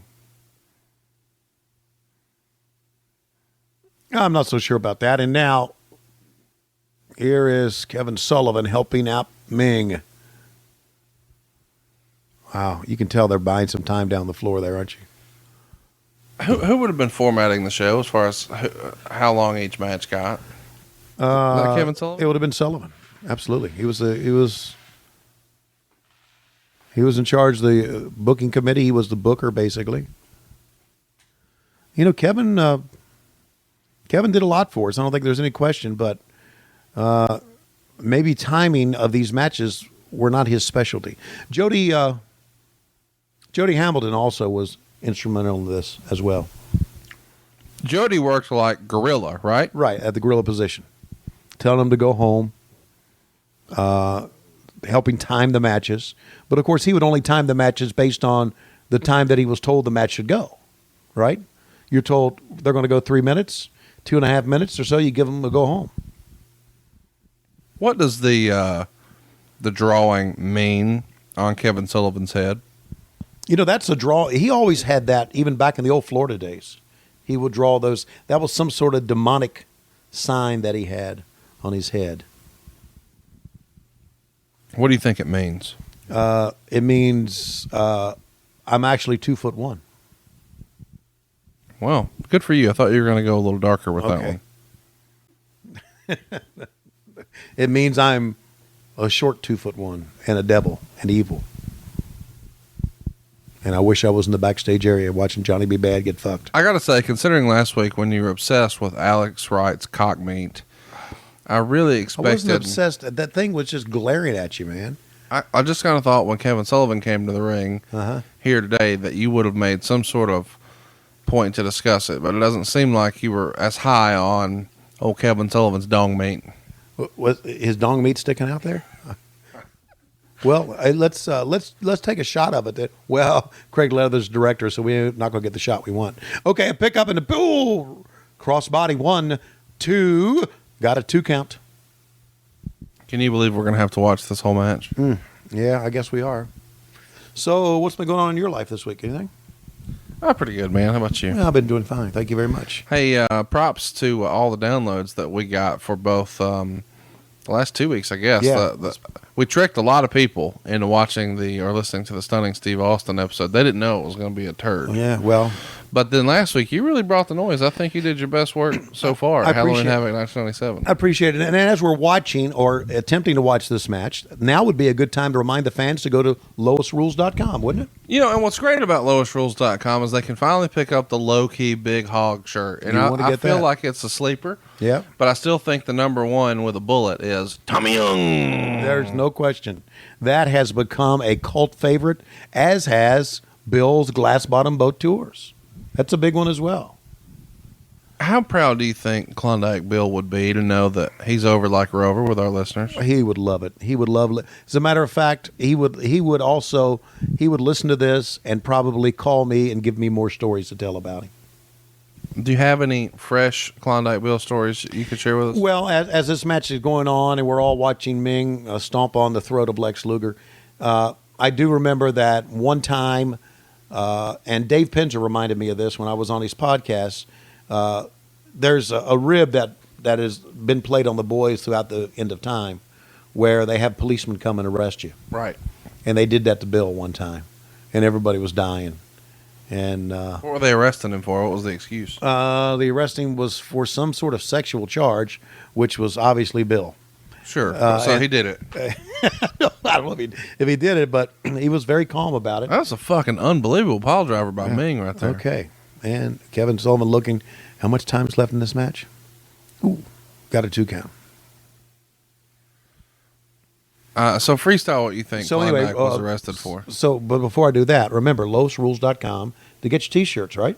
Absolutely. And when you pick up a T-shirt, you actually call and chat them up, and you'll talk to them as long as you want. You told me tonight over dinner that you once talked to a guy for more than 20 minutes. More than 20 minutes, absolutely. Which I don't even think you spoke for 20 minutes the entire Steve Austin episode. So, I mean, kudos to that guy. Well, then there you go. That guy should be the new host. He got more out of you than I could. Yeah, so what the fuck's wrong with you? Absolutely. Okay. All right, so now into arrest hold. Klondike Bill, what was he arrested for? Some sort of sexual charge. And, of course, Make one up. I don't know. I don't. What was he, fucking kids? What's he doing? No, absolutely not. Maybe, I don't know. So, anyway, he walks out. and they walk him all the way out with the handcuffs. The police do, because the police are in on it. And he's like, you can tell that he's actually worried, right? And they unhandcuff him before they put him in the car. And we all have a laugh on that. Did he start crying and confessing to anything? No, he did not. No. I guess he was just trying to think. Do you remember seeing any real WCW arrests or No. Jim Crockett arrests? No, I do not. You never saw anyone get arrested? No. Boy, you were a fucking square. I did not. Well, okay. There was a time that Wahoo McDaniel hit a woman. Oh, there's 1, 2 at Bennigan's. I think I told that story, and I was I was riding with him at that time, and I had Lois come pick me up because Wahoo was going to get arrested, and I bailed on him. Oh, that's a good story. Yeah, thanks. Was Wahoo tickled with you for leaving him high and dry? I think he was pretty drunk at that time. So he didn't even know you were there. Yeah. Well, he knew I was. Yeah. And that was after he had dropped the U.S. title Magnum TA in Charlotte. Wahoo was a tough son of a bitch, man. And when he got drunk, watch out. Ric Flair told me that Wahoo, he had seen Wahoo drink 2 whole bottles of Crown Royal, and he would tell Rick, I've just got to double up on my insulin. Do you remember that? I knew he was diabetic. I don't remember those stories, but that does not surprise me. Let me just go ahead and step out and say, a whole bottle of Crown Royal is a lot. Yeah. 2 whole bottles of Crown Royal is holy shit. Yeah, right. Well, that's how he drank. It was like, holy shit. He's drinking. All right, so this match is coming. This whole show is coming to a screeching halt. And I'm not blaming Kevin Sullivan. I'm not blaming Ming. And I'm going to blame Luger. Oh, kick him down on the... So, you're saying Luger killed the show? Something did. Was it the booking? Was it the match? I was making a Luger killed joke last week. But Okay. clearly, he didn't want that one. Okay, well, as you can understand and tell, sometimes I can't remember from one week to the other. Well, last week you said that Lex Luger killed Miss Elizabeth. I didn't say that. I Kinda. did not say he killed Miss Elizabeth. I said her... You said it was his fault. Her death, Listen to you. Okay, I'm trying to think of what I said. I'm saying that her death, her life spiraling down began when she got with Lex Luger. I think that's well known. Well, I called 909-9900, and you specifically said Lex Luger was fucking Miss Elizabeth, and then he fucked her out of her life. Oh, Jesus. Now she's fucking dead. Oh, God. Get your parents' permission, or they're going to kill you. Like Lex Luger killed Miss Elizabeth. Oh, I didn't say that. That's what you said. I did not. And I was like, God damn. Oh, God. Let's not talk about By that. the way, well, yeah, I wasn't going to. You, and then you brought it up. last week in a way where I was going to dismiss it because Okay. at the end of the day, I seriously doubt that Luger was forcing pills on anybody. Okay, well, maybe not. I don't know the true story. I just know it's a tragedy. Of course it is. But she's a grown woman. Okay. And she made her own decision, and those decisions weren't awesome, and that's a shame, Yeah, and it I is. wish she was here. But Yeah. She was one of the nice ladies. Meanwhile, in the ring, Ming, as pissed off about this match as we are, is going to take it out on Lex Luger. what's Ming doing for a living these days? Is he still in the car business somehow? Now, I believe he is in the car business in Florida, and he and the Barbarian are making an appearance at the home of Pro Wrestling Tees coming up in the Chicagoland area. You know that? I actually think that already happened. That did? I might be mistaken. Okay, but maybe it already did. I thought do know saw that multiple people were telling me they were going to be wearing a Tommy Young shirt in the photo. Really? So that'll be interesting to see if Barbarian has already heard about this. Yeah. I think friend of the show, John Collins, has probably smartened up Barb. And I'm just hoping that I never have to be in the same place at the same time. We'll try to arrange that. Well, I assume Look. you'll get booked at WrestleCon or something. Yeah. And I'll come visit. And then he'll come by and show me that the claw is actually a real move. And I'll squeal like a big fat bitch. You know? I'll call that match. I'll guarantee you that. Look at him squealing. If I'm squealing like a big fat getting the bitch. shit beat out of me, and you're giving running commentary, when I get out of the hospital, we are done. I just want you to know. That's okay. You can't be the soundtrack to my fucking murder. You know what I mean? Down goes Conrad, squealing like a little fat bitch. Oh, the claw is on. Is that claw fake now, Conrad? I think not. See? Listen, this is what the end of a friendship sounds like right there. Squeeze it like a melon. Squeeze it tight. I sound like a evangelist there. You know what? If you mess with me like that, I'm going to make you have sex with Lois as punishment. Oh, all right. I won't do that then. Oh, who's going to rock him? You ready for him to rock him? Fans not even looking at the match. So, Ming just pulled out a fucking shank. Of course. And this it looks like a legit box cutter. Yeah, and this is part of the Dungeon of Doom, right? Go! Oh, yep. Pulled his organs out. Yeah. They did that in the cartel. Yep. Well, 1, 2. What the fuck was that? What just happened? He had the pin, and Sullivan stomped it. Luger gets the win because I don't understand this one. Kevin Sullivan breaks up the pin before Ming can win, and now Ming's even confused. He's trying to push Kevin around. What the fuck is going on? No, the Red Sox. I saw that they lost, and I'm pissed. They weren't in the 95 World Series. The Braves were. What the fuck did we just watch? Call the replay here, Tony. Jesus Christ. All right. Let's take a look at some of this great action here at Halloween Havoc. And a scoop slam. Power slam put him down. Terrible looking power slam. He's getting ready to rack him, but Ming digs out of his boots a box cutter. It does look like a box cutter. You're right. Gets it in his hand, and he's going to gimmick him with it, and he should be able to win the match with this, Conrad. But Kevin Sullivan is going to come in and fuck this thing up. Ooh, there's it. He put it back in his trunks. Here's the cover, and Sullivan. 1, 2. What the hell was that?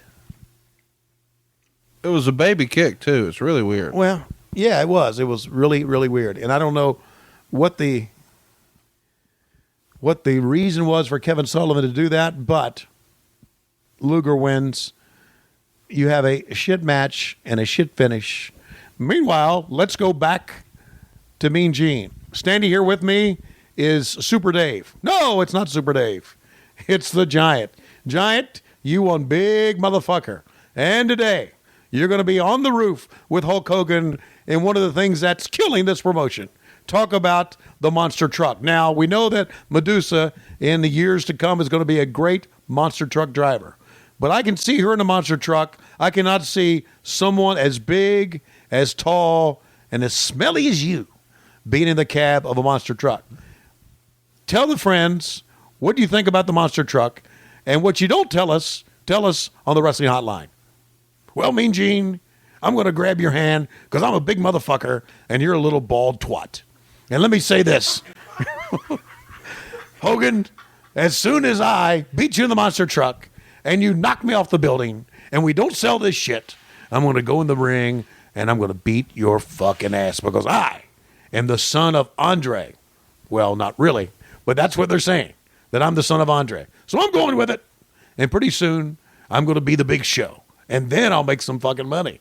Now I'm the shits. Back to you, you bald twat. Oh, my hand. Call the hotline to see what he did to my hand. Call 1-900-909-9900. Thank you, son of Andre. Hopefully one day you'll be in the big time with the WWE. Right now, here in the ring, in the small time with WCW. Wouldn't you love to see the Barbarian put a claw on Conrad Thompson? Who wouldn't? Fuck that Conrad Thompson. Fuck him. And all he talked about the Barbarian. I hope the Barbarian puts a claw on him, and then Brutus the Barber Beefcake fucks him in the ass.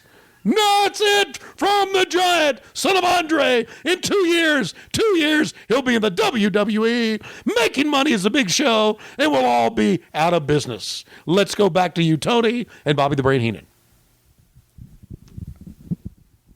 That's kind of what I'd like to announce right now that we're never doing another profile. We're only doing Mystery Science Theater 3000 for the rest of our days. Oh, here they go, Arn Anderson and Flying Brian. What are these faces? Are these like dilapidated pumpkins on the graphics here? Who came up with this shit? I don't know. It looks like something that would be painted on Kamal's belly. But he quit, you know. He could have been in this match. Because he was not going to wrestle the Macho Man and lose. Jesus Christ. Yeah, he was going to go work independence and make nothing. Okay. Flying Brian always had that crazy look about him. I don't know what that's about. Oh, 4 horsemen down. See, that's the cameraman doing that. Cameraman say, 4 horsemen down. Tell the fans, 4 horsemen down. And, of course, like Lemmings, they followed in with it, right? So the storyline here is Ric Flair has been attacked prior to the show. And he's going to be unable to compete because they've beaten him up. Okay. Just catching you up here. All right. Here comes, ready? Sting! Yeah, baby! All right. Let me just say, Uh-huh. I'm a big fan of Blonde Surfer Sting. You like it better than the Black Crow Sting? I do. Okay. I grew up on it, so it's okay for me to like it better. I understand. He was a tremendous performer, very colorful, very energetic. See how he gave the fans the high fives? And yeah, it was good stuff. Yeah, absolutely. Sting, you sting like a scorpion. Yep, these signs were pretty creative here in 1995. That's right. I saw one sign, I'll be at the bar after the show. There's one that says Ric Flair for president, and one that says, Barbarian, fuck up Conrad Thompson with a claw. I was 14 here. I would hope that nobody was going to. It didn't matter to the Barbarian. All right. Or Jerry Lawler. Yeah. All right. So Sting is going to go here one-on-one with Arn Anderson. Or is it 2-on-1? It's 2-on-1 because Flair's supposed to be the tag partner of Sting. Oh. But Sting has made the decision to go it alone because Ric Flair's been beat up prior to the show. All right. He was deemed as questionable to make the match. But now Sting is just giving it a go. How much time are they going to give this match? Now, you got some good performance here. You really do. That? Yeah. Arn Anderson can do a lot of things, man. Could do a lot of things. And let's keep in mind here, you know, that Arn Anderson was... And we got this recently on Twitter. Who do I think was the greatest world television champion of all time? Arn Anderson. Well, I said, you know, it would be tough because there's Tully Blanchard, there's Steve Austin, there's Arn Anderson. And all 3 of them were great. It would be tough for me to pick one. But I guess Arn Anderson is the one that the belt's most noted for, right? To me, it's Arn, and it's not close. Okay. Ooh. How about that by Sting? Arn Anderson selling. God, he was so good. And Brian Pillman was so out of control. I said, get that fucking... There you go. And he's going to follow him again. What was the rhyme or reason for the way your announcer table was set up at pay-per-view? Sometimes you're set off, sometimes you're ringside. They changed their minds. They did. They changed their minds all the time. Who liked what? Bischoff liked it away, Watts liked it up close? Yes. That's exactly how it works. How does Lois like it? She likes it she likes it when I'm asleep and she can get on the phone and tweet and Facebook her friends. That's what she likes. Look at Arn's reaction to Sting here.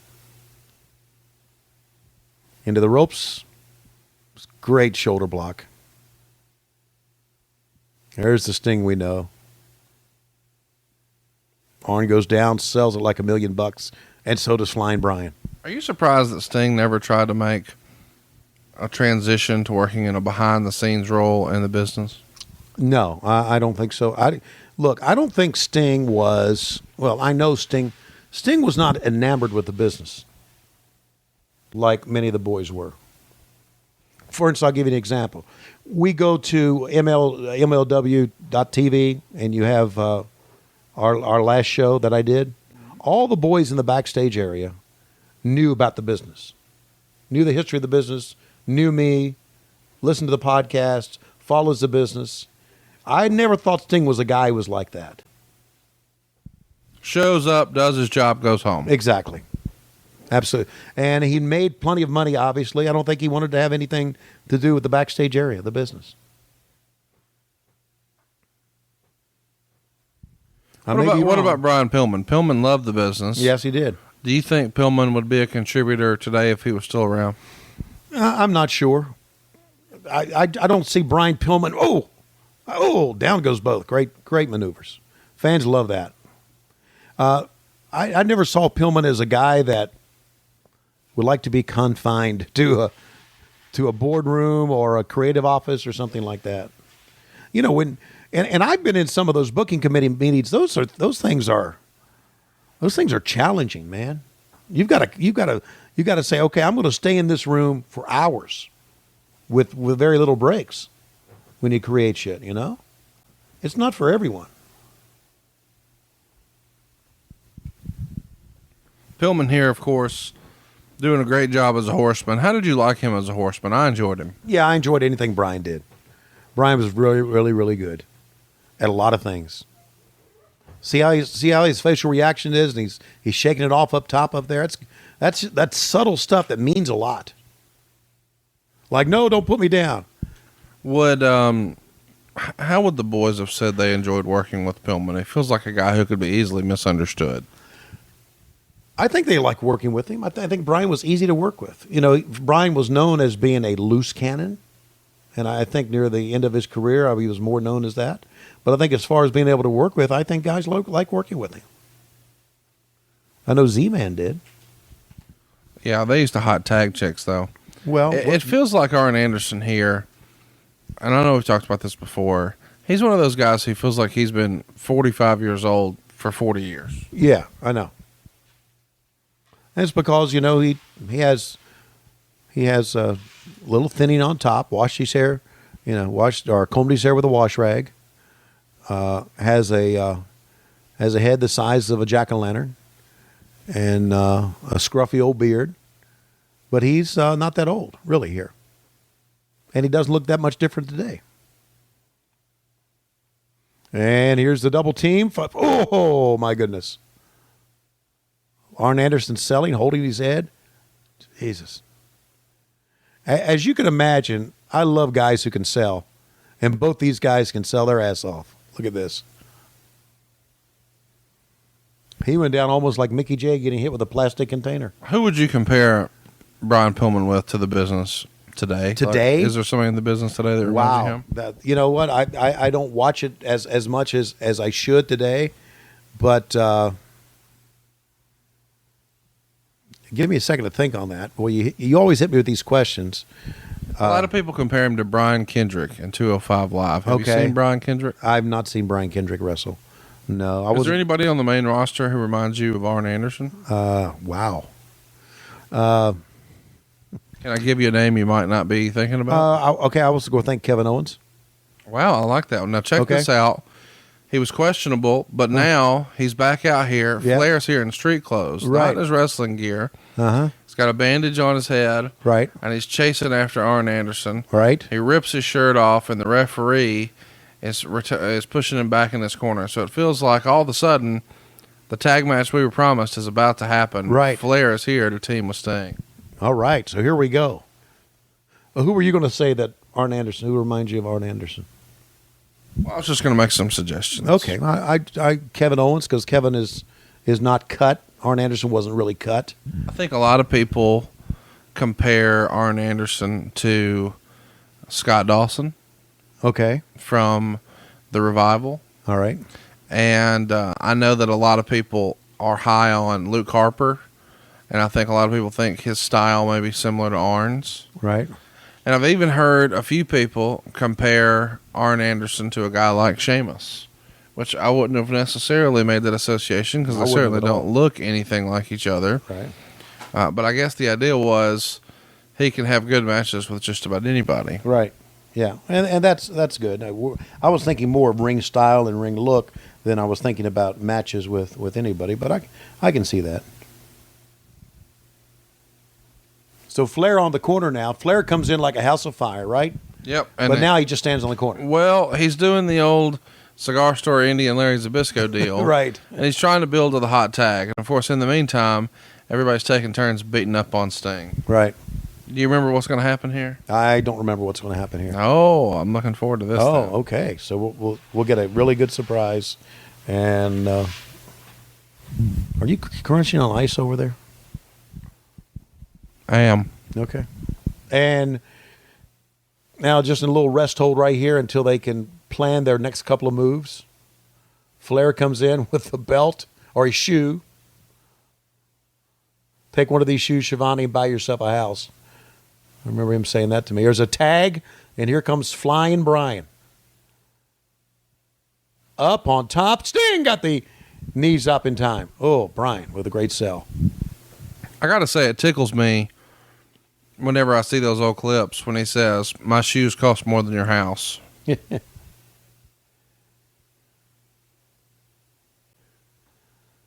How about Flying Brian reminding me of Finn Balor? How's that? Would that be a good one?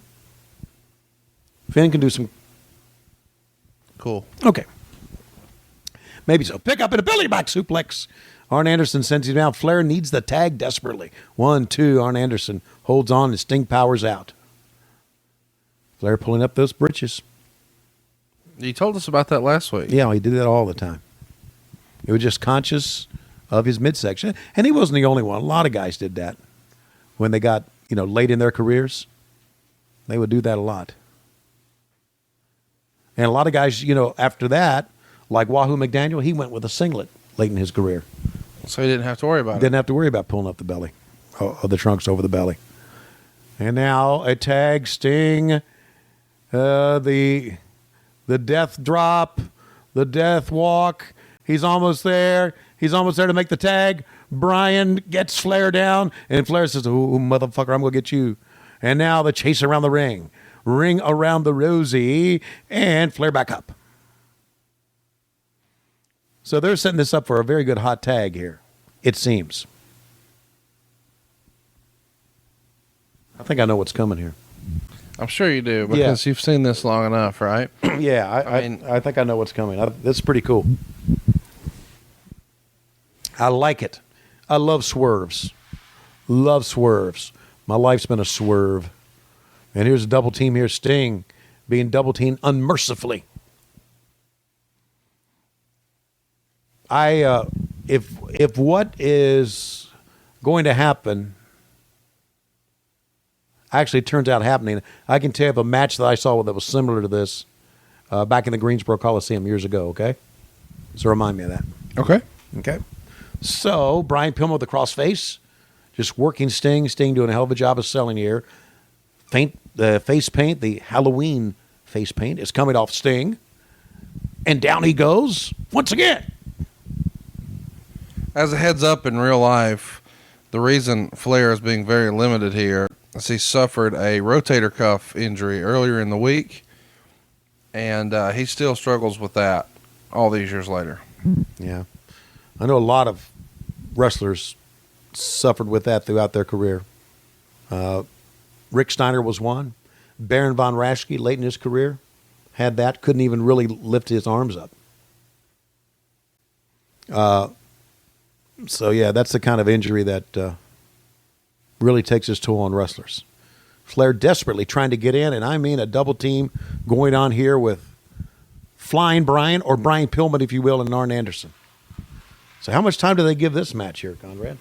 Seems like it's been going 17 minutes. Okay, but, not bad, though. This is good old school stuff. Desperately trying to make the tag. And Pillman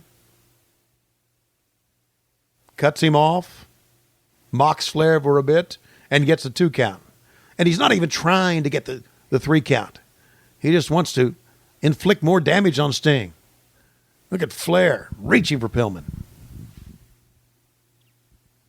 It's interesting to me that this match has so much heat because it tells you, look at the crowd. Everybody's into this. They've done a masterful job of building the hot tag, and obviously Sting is one of the most over baby faces in the company, so people are super sympathetic. Sure. Right and left Sting. Reversal into the ropes. And, there it is, a spine buster. That's it. 1, 2, Flair in the ring says, "Come on, Sting, get up, get up." Meanwhile, a tag on the other side. Amazing how he got out of that spine buster. And right now, Pillman just toying with him. Taking the legs away so he can't get up to make the tag. Flair begging Sting to make a tag. And a 2 count. Flair pacing back and forth.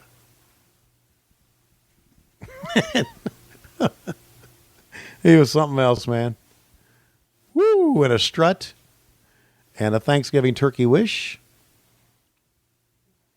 And now driving down on the knee is Arn Anderson. You know, you can join this. I guess this is payback for the Steve Austin one where you did all the talking, right? Man, you know, you've been on such a roll. Yeah. I feel like I'd be just taken away at this point. No, stop it. Remember, fans, still to come, we are going to destroy the business in this program. We are going to have a monster truck match. We're going to throw a giant off the building. He's not going to sell it. And we're going to bring in a big mummy. All tonight. Did Lois watch any of the pay-per-views at home when you were calling? No, she never watches this stuff at all. Which is good. You know, just stay away from the business. Sometimes I think if the boys would have kept their wives away from the business, they'd still be married, some of them. Maybe not. And boy, if they had the joyful marriage you do, what are they missing out on, you know? I know. Arn Anderson said, "You're married for life." We got a T-shirt that says that. We do. It's over at loisrules.com. That's right. You know, I think people got a kick out of the fact that when I freestyled last week that if Lois wanted some of the money, then they should just go to tomzinc.com. I think they were shocked to hear that we actually had the site set up at tomzinc.com. But right. I actually did it for a third one. Can I give you a spoiler as to what it is? We got a third one. We have a third one. Okay, and that is? lowkeybighog.com. So cruise on over to lowkeybighog.com Okay. and pick up your shirt. And whenever you're supporting the show and you're wearing your shirt out in public, if somebody says, "Hey, that's a cool shirt, where did you get it?" By all means, please say lowkeybighog.com. Absolutely. Great stuff, Conrad. Meanwhile, Sting is in the corner getting a knife-edge chop from Brian Pillman, and he does it again. How much, Conrad, how much can Sting take? 4 more minutes worth. Okay, snapmare takeover. And look at this. Pulling him back. The submission hold here. He's got the arm grapevine around the side, the leg up near the crotch, pulling in on Sting. Flair with that jaw jutted out. Wants to get in. But you just got to wonder what else in this match here tonight can happen to Sting. He's fighting back. Look at Sting. Look at the determination. Rights and lefts and combinations. And Brian Pillman sends him back to, Sting with the double coconuts. Everybody's down. Everybody's down. Everybody's down. My God, Randy doesn't know what to do. He'll count here. 1, 2, or is that a 3? Flair's pacing back and forth. He's itching for the hot tag. Oh, and he's going to go strut a little bit more. 3, Sting. Flair recently claimed to have bedded 10,000 women. You buying it? It's tag is made. Here comes Flair, and boom! And there it is. Look at the crowd. Look how excited they are. Yeah, that really got the crowd up, erupted. Sting is fighting back. Look at this. Wow. Fighting 3 men. Fighting off 3 men in the corner. Oh, and they took him down. Nothing he can do now. Oh, my goodness.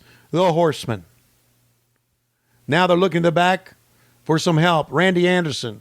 Great hand gestures there. What are we doing? We need some help. Sting. So what are we going to do? We're going to send down a referee or two? What the flying fuck are we doing? And, of course, Flair reveals he was never attacked earlier today. Right. It was all a ruse just to get Sting. This reminds me, and I want to tell the fans, back in the 70s, Flair was having a feud as a babyface, and this was after, this was the late 70s, as a feud as a babyface with, I think, Greg Valentine and Paul Jones. So he brought in Dusty Rhodes to be his partner. They did the same. They had a match, and after the match was over, Flair and the other two triple team Dusty Rhodes, which I thought was great. And then they did it 10 years later in a cage in the Omni. Yes. Yep. That old Flair, dirtiest player in the game. Motherfucker, you can't trust that motherfucker at all. Okay, and Pillman still, Nick Patrick trying to get the guys out of the ring. And now let's go back to Mean Gene. All right, I'm out of the backstage area where we've had rednecks, we've had Johnny B. Bads, we've had big old smelly giants, but you can all find out about it by calling the hotline 1-900-909-9900. 1-900-909-9900. I'm going to go back in the back as soon as the smell gets down, and I'm going to get on the phone and tell you bullshit that you would not believe. Right there you see Hawk without his makeup is talking to Mike Tenay. And as you can tell, Hawk without his makeup looks better than Mike Tenay with makeup. Most people do. Mike Tenay is one ugly fucker, isn't he? And Hawk is ordering the pizza right now. Kids must have parents' permission before calling. Sponsored by Turner Broadcasting Systems, or as we call it now, the Big Shit House. All right, here it is. I fucked up Sting. And now, I'm going to show people at the Marriott here in Detroit my dick later tonight. And I'm going to show Flying Brian my dick. Go ahead and throw anything at me you want. But you can't stop me. Everybody, before the night's over, is going to see my dick. And if you're not in the bar, I'll send you pictures of my dick if you send me your address. Right, Brian? Woo! Right on. What the fuck type of interview am I drawn in on? This is supposed to be real wrestling, and we're talking about your dick? Who you think hasn't seen your dick? Everybody has seen your dick. Oh, yeah, but the ones that say they haven't, I'll show it to them again. It's the baby's arm for everybody. Woo! Thank you. You can talk more about this on the Wrestling Hotline. Absolutely. In a few moments, we are going to destroy the business. And Schiavone, let me say this. I'll be able to go back to the WWF. Heenan will be able to go back. You will not be able to go back because you're fucked. That's right. Don't even hire Eric Bischoff, who said he was going to put a stake through the heart of Vince McMahon. Vince hired him instead of you. All right, now we go to the ring. Sting. I'm just going to turn my mic off. Overselling the shit here. Bad. No, hang with me, man. You're a partner. Dude, I'm unnecessary. I'm Larry Zbyszko. So, okay. All right. Let me grab my dick and say, what in the world is on my hands? Did I shit on my hands? Oh, my God. Oh, my God. I don't know. But it smells like shit. Smells like shit to me. And I can tell you this, Schiavone, in a couple of years, you're going to fuck me over. But me...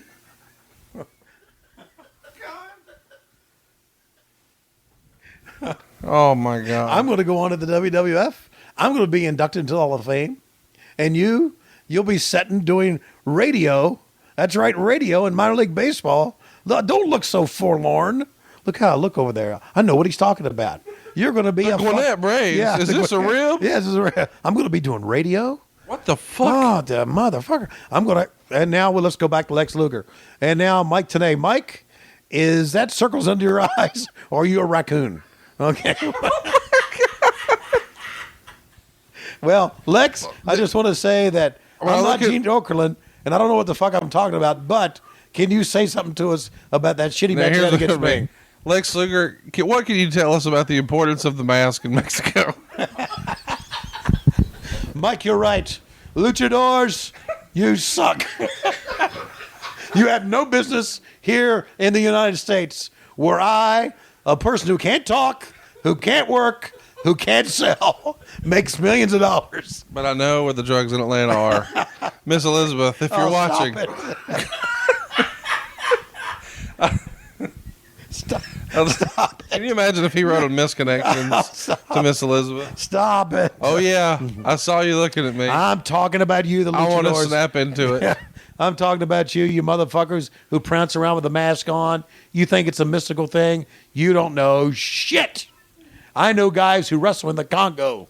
That's right. And they cast spells on people.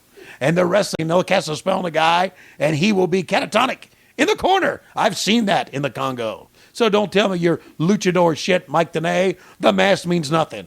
I'm not going to sell. I'm not going to work. I'm not going to bump. And I'm going to make more money than any of you motherfuckers combined. Because this is where the big boys play. And one more thing I'd like to say. Praise the Lord. Oh, my God. What is going on?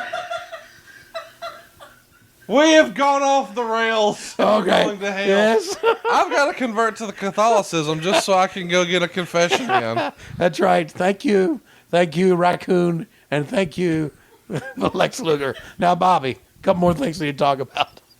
Since I had much more airtime than JL and Sabu should have had. Oh, God. Okay. Heenan, a couple of things. One, do you think they're going to really wrap up that tall shithead named Ron Reese in gauze and really run him out of here? Do you really think that's going to happen? Are they that fucking stupid?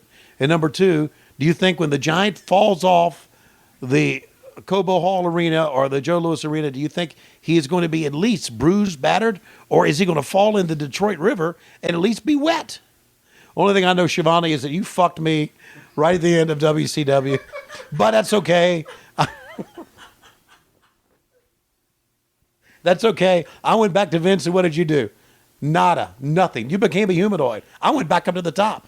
I went to the Hall of Fame. You're a piece of shit, just like those people behind me. And look at your dick. It's down in the dirt. Me? I agree. You're right. I'm a piece of shit. And I apologize for that, brain. But who knows? One day, what the fuck? I may rebound. Look at this shit. Oh, my God. So here's the Giant tearing up toy trucks. Mm-hmm. And here's the Giant taking his shirt off. Okay. Gene say, wait a minute. Can't take that shirt off unless it's 1-900-909-9900. Ooh, boy. And there's Hogan in the Dungeon of Doom. Yeah. That's right.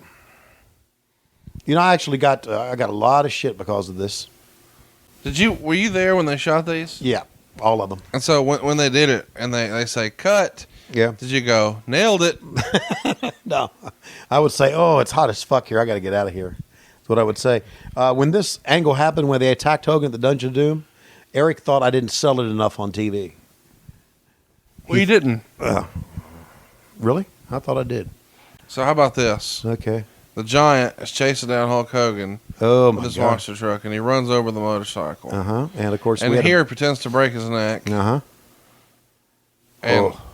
I guess that's the way you're supposed to do it. Okay, and that's the way they do it on TV. And now, let me tell you something, Mean Gene.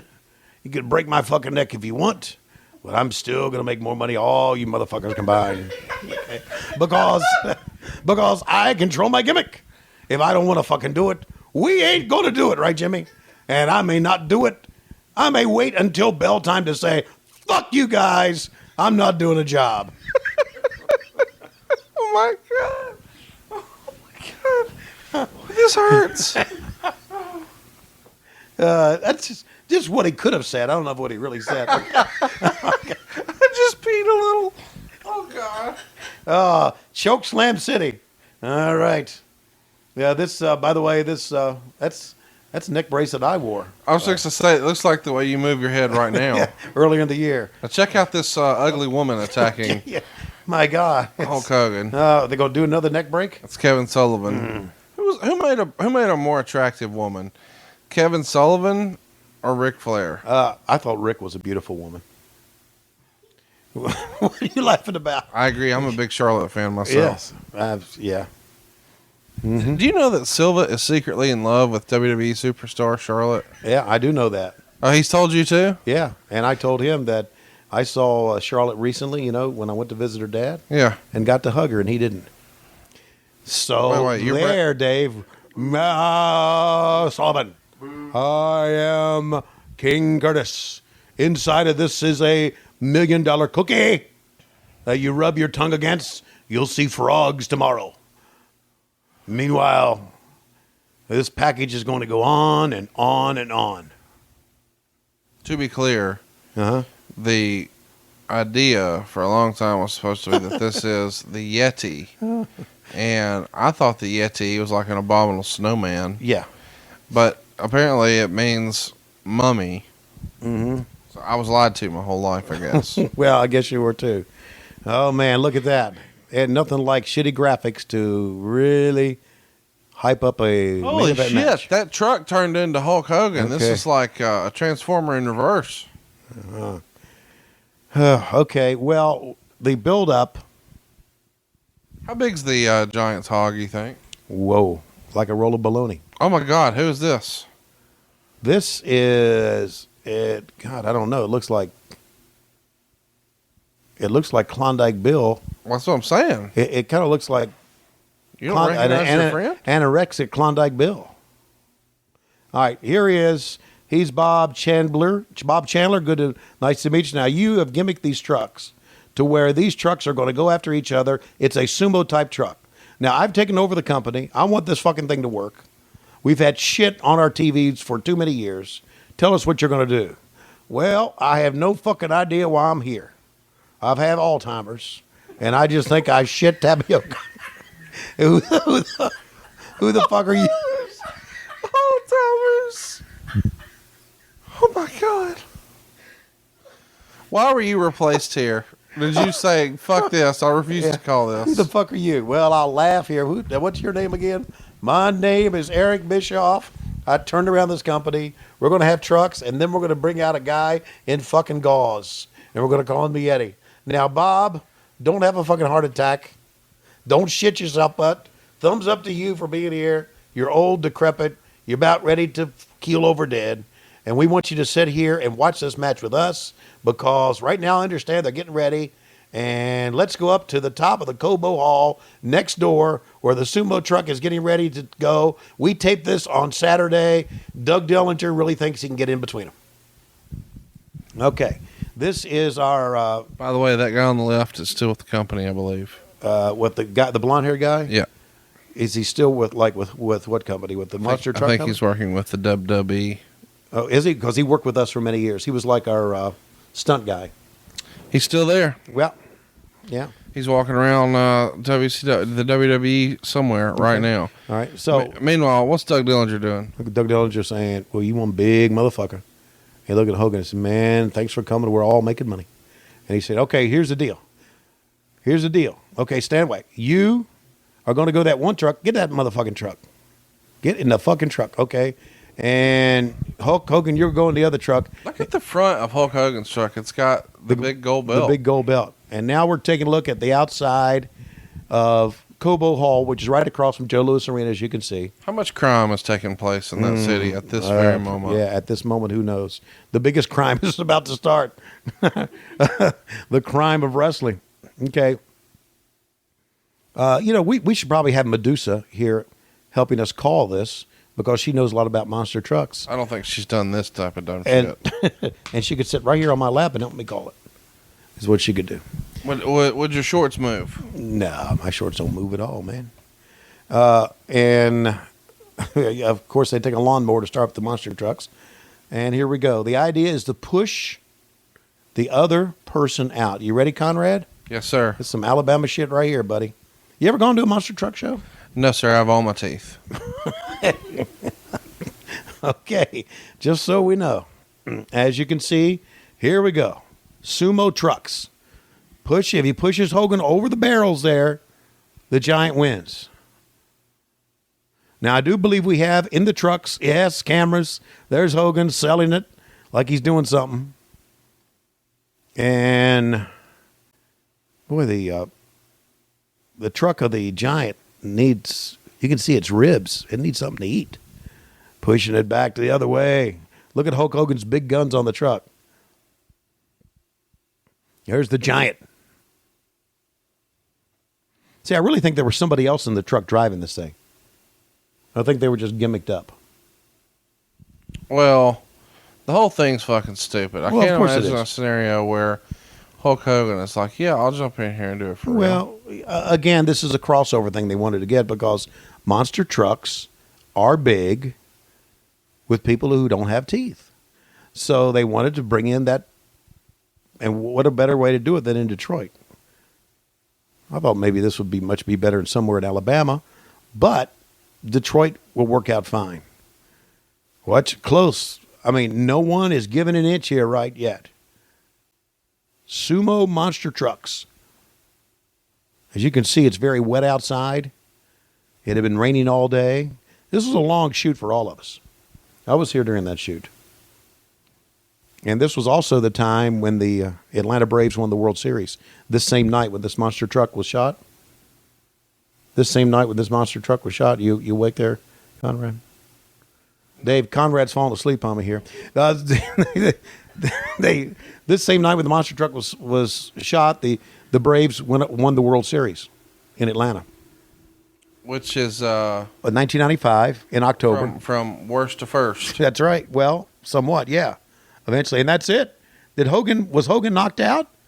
I think you got to go all the way. Okay, all the way. Just like the cage we saw last week, right? Well, I think the idea is to go all the way, like, throw him off the fucking building. Oh, okay. How about the bandana on the back? Isn't that something?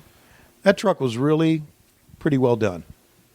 And not only that, think how much money it took to make up those trucks. Right? Now, of course, monster trucks are, the cab and the design is not the big part of it, obviously.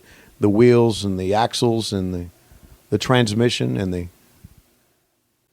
that's all part of it. But by this time, most people in the arena are saying, okay, get it fucking over with.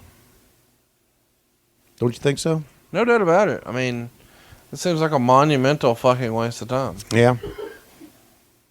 I mean, we're never getting this time back. Well, we know we're not, but again, it's something you remember. And I go back to this, right? This is kind of a real-life circle jerk.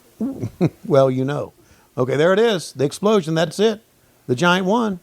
Maybe not. And now I'm probably sitting in the arena saying, who fucking won this thing? And again, for the helicopter, which costs money as well. So you can see just how much this part of this pay-per-view costs us money. And how much did you say, how much was paid, Conrad, during this? It's heavily papered. So I would think that the gate receipts didn't even cover the cost of shooting this. Oh, wow, If you figure in the trucks. That's a great point. And There's no chance. Yeah, and you figure in the helicopter. 129,000 or so. Right. Absolutely. How many people you think bought this pay-per-view? 30? 40? 55? 1,000? No. 5,500? No, just, I don't know. less than... What was the buy rate? I mean, did Meltzer report the buy rate? I'm sure he did. Okay. Do you fucking care what Meltzer thinks all Well, the time? no, but we always bring him up. Well, you got mad at me. Oh, there you go. That's it. They're both through. It is over. Now, the Giant loses, right? The Giant is backed up, and he's backed up, as you can see, the darkness of the Detroit River. And the Giant's like really pissed off. Hogan, motherfucker, come here. Come here. Hogan.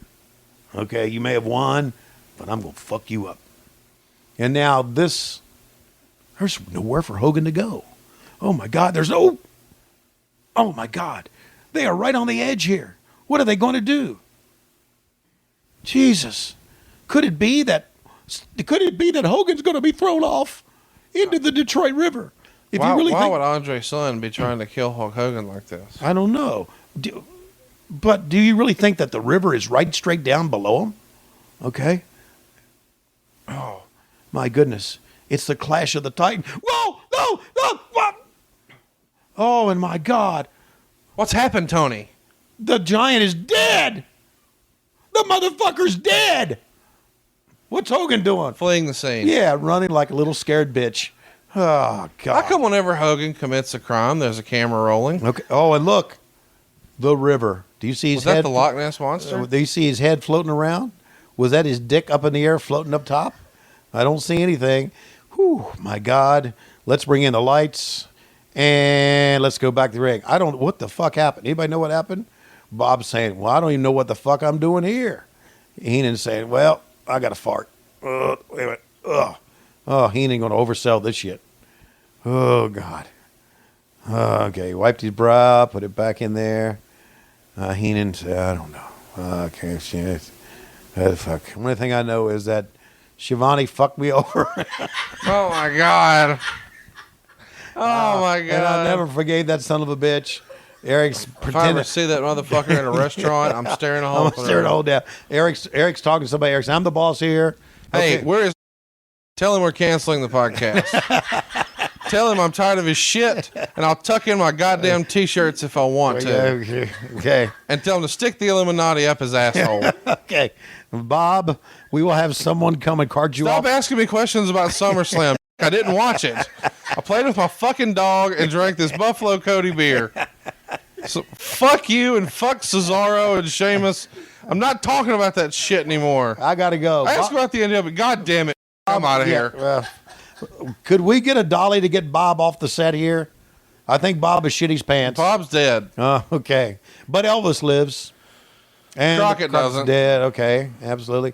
And R.I.P. You know what? There's a rap song that I think you would like about that. That RIP stands for rest in pussy. I feel like that's what Luger's been doing in the back to freshen up and get ready. It feels like he got good news from his Craigslist missed connections. Maybe Elizabeth wrote him back. Oh, you're going to go. You want to go to confession with me next week? I think I'm busy next week. Okay. What's Luger doing back out here? He's probably going to wrestle. Didn't he just wrestle against me? Yeah, but I think he's going to wrestle the Macho Man. Okay. Let me ask you a question, hypothetically. Okay, I don't get this. Are you going... what do you mean you don't get Didn't the Macho Man just wrestle too? Yeah. And Luger just wrestled also? Yeah. Were we that thin on talent that we had to have him wrestle twice No. in a show? Bobby Eaton's already in the next town. Jesus. He's with Regal, and I don't- Eddie Guerrero, and Dean Malenko, Okay. Chris Benoit. All right. Do you think when Benoit left early here that he took woman with him? I think this was prior to that. Oh, okay. That time. Oh, yeah. Going to come back out again. What the fuck am I coming out for? But I'm a professional. Oh, yeah. I'm going to shake your hand. Hey, sweetheart, what you doing? Hey, get those zits off your face. All right, look. What's Macho Man's favorite restaurant? I don't know. What was it? I don't know. What was his favorite beer? He liked Coronas. Wow. Okay. I don't know what the fuck we're both doing out here again, but why fucking not? Do you think Luger ever asked Nick Patrick to peel his shrimp for him? He might have. He was good. Okay. I don't want to be out here either, you motherfucker. So what the fuck? I'll call the fans out. And how long are they going to go? Do you know? About 17 minutes again? I feel like every match so far has been 3 minutes or 17. Yeah, has it ever? All right. By the way, we're coming to you from Joe Louis Arena. This Halloween Havoc 1995. We're all wondering and concerned about the Giant. Now, I don't want to really talk over this match. I want to give the match a due.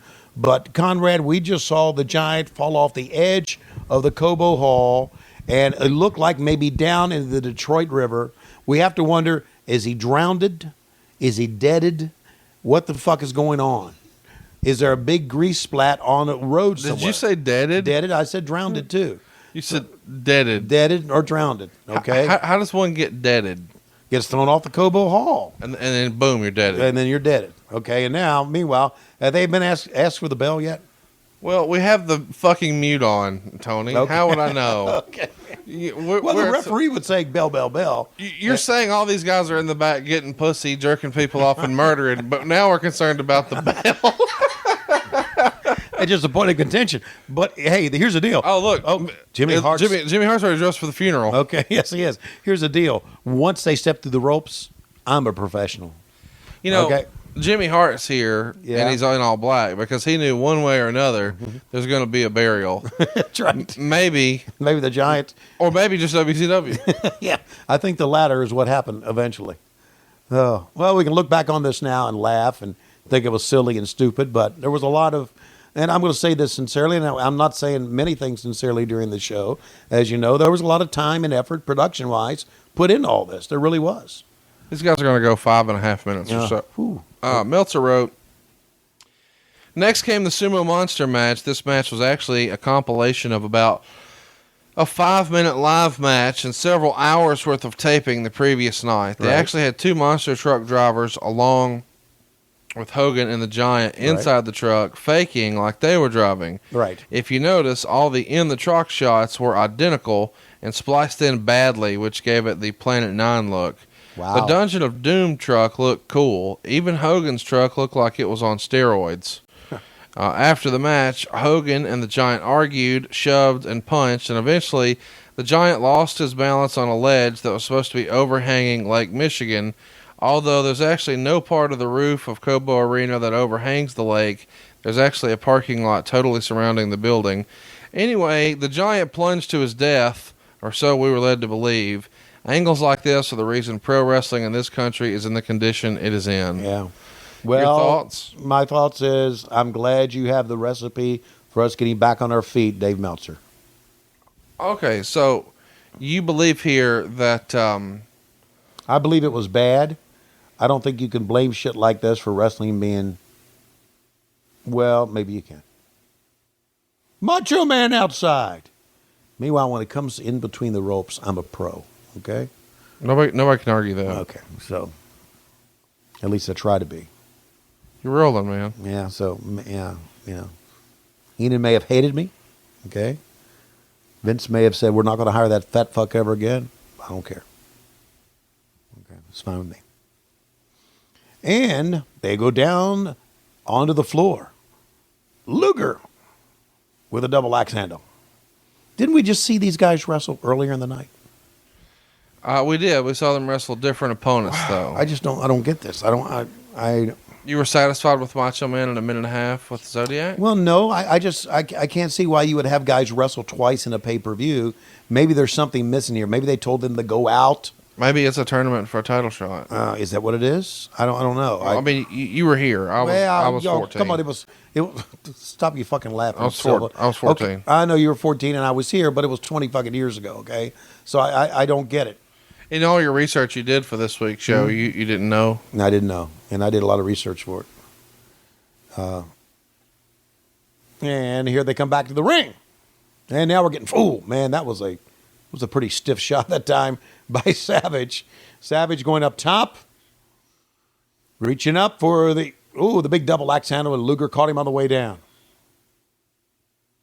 Now what's Luger going to try to do? Nothing.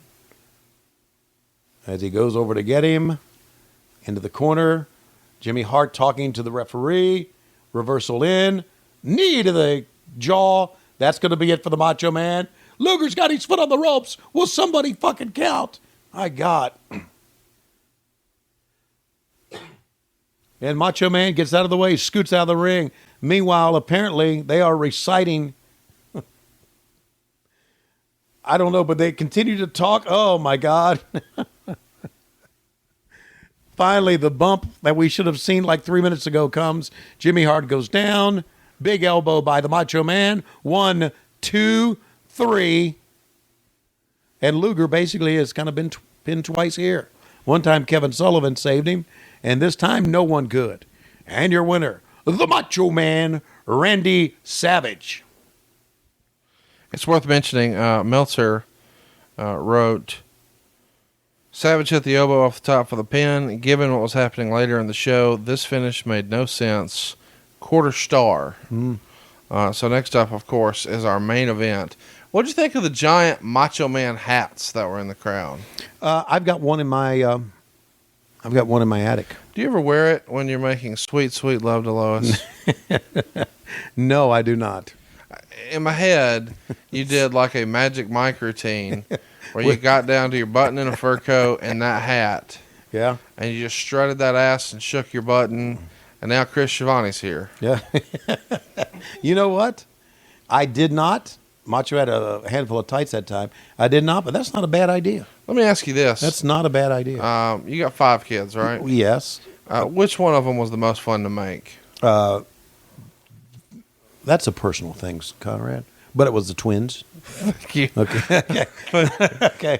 All right. Here's what I like. Okay. Last week, so I'm sticking this stick up this guy's ass, and I pull it out, and I smell it. And then I say, hey, which time did you enjoy having sex to make children? You're like, that's personal. That's private. So anyway, well, about my button on a fur coat. It changes from week to week. So Lois's boobs hang down past her knee. Yeah. I mean, these are your words. Yeah. The fuck? You don't need to talk to me like that. You're a motherfucking piece of shit. You're a piece of shit. And I don't have to sit here. You piece of shit.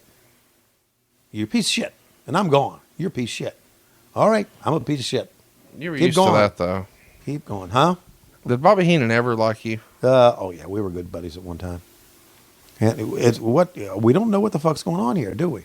We're getting ready to bury the fucking company. Is that right? Okay, we're going to bury the fucking company.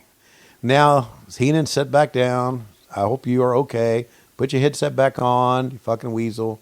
Now, you're as unhappy as I am about coming back to WCW. We both are pissed off about being here, but we got to go with this shit. I ain't got to go with shit. I'm Bobby the Brain Heenan. I don't have to do shit. I don't have to listen to what a bitch I have to say. I don't have to sell this fucking shit. They want me, Bobby the Brain Heenan, to sell a fucking giant dropping off the fucking top of the Cobo Hall. How am I going to sell this shit? He's going to come back alive. And what are we going to say? We have no fucking idea. We never have any idea what we're going to say, Bobby. That's what we are. We're fucking clueless. I'll shake my finger at you, motherfucker. Let me tell you something. In a couple of years, you're going to fuck me over. God. And I don't want to be fucked over. Am I going to fuck him over? Fuck no. Of course you are. Yes, you are. Let's take a look at what happened once again. All right, here it is. And Meltzer gave this, what, a quarter of a star or whatever? And he even... if these were Japanese monster trucks, would it have been 5 stars? It would have been 5 stars, okay? It would have been in the Tokyo Egg Dome and would have been 5 If these stars. motherfuckers were driving this on top of the egg dome, I'd want to see that. Inside the egg dome's what I said. Now we're gonna relive the whole silly shit again. Now, here's what I don't understand, and help me here, Conrad. Where are the police?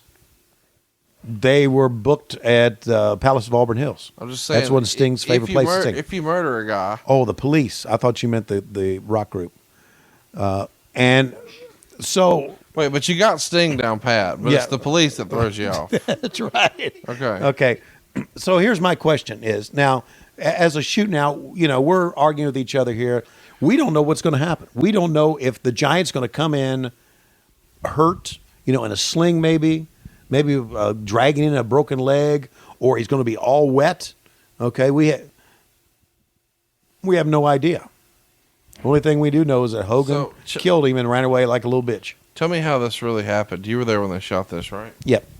So what does the Giant fall onto? There's a ledge, and of course, the little guy that you saw is a stunt guy, and they had some of those paddings. The big airbags? Yeah, the big airbag paddings were in the fall on.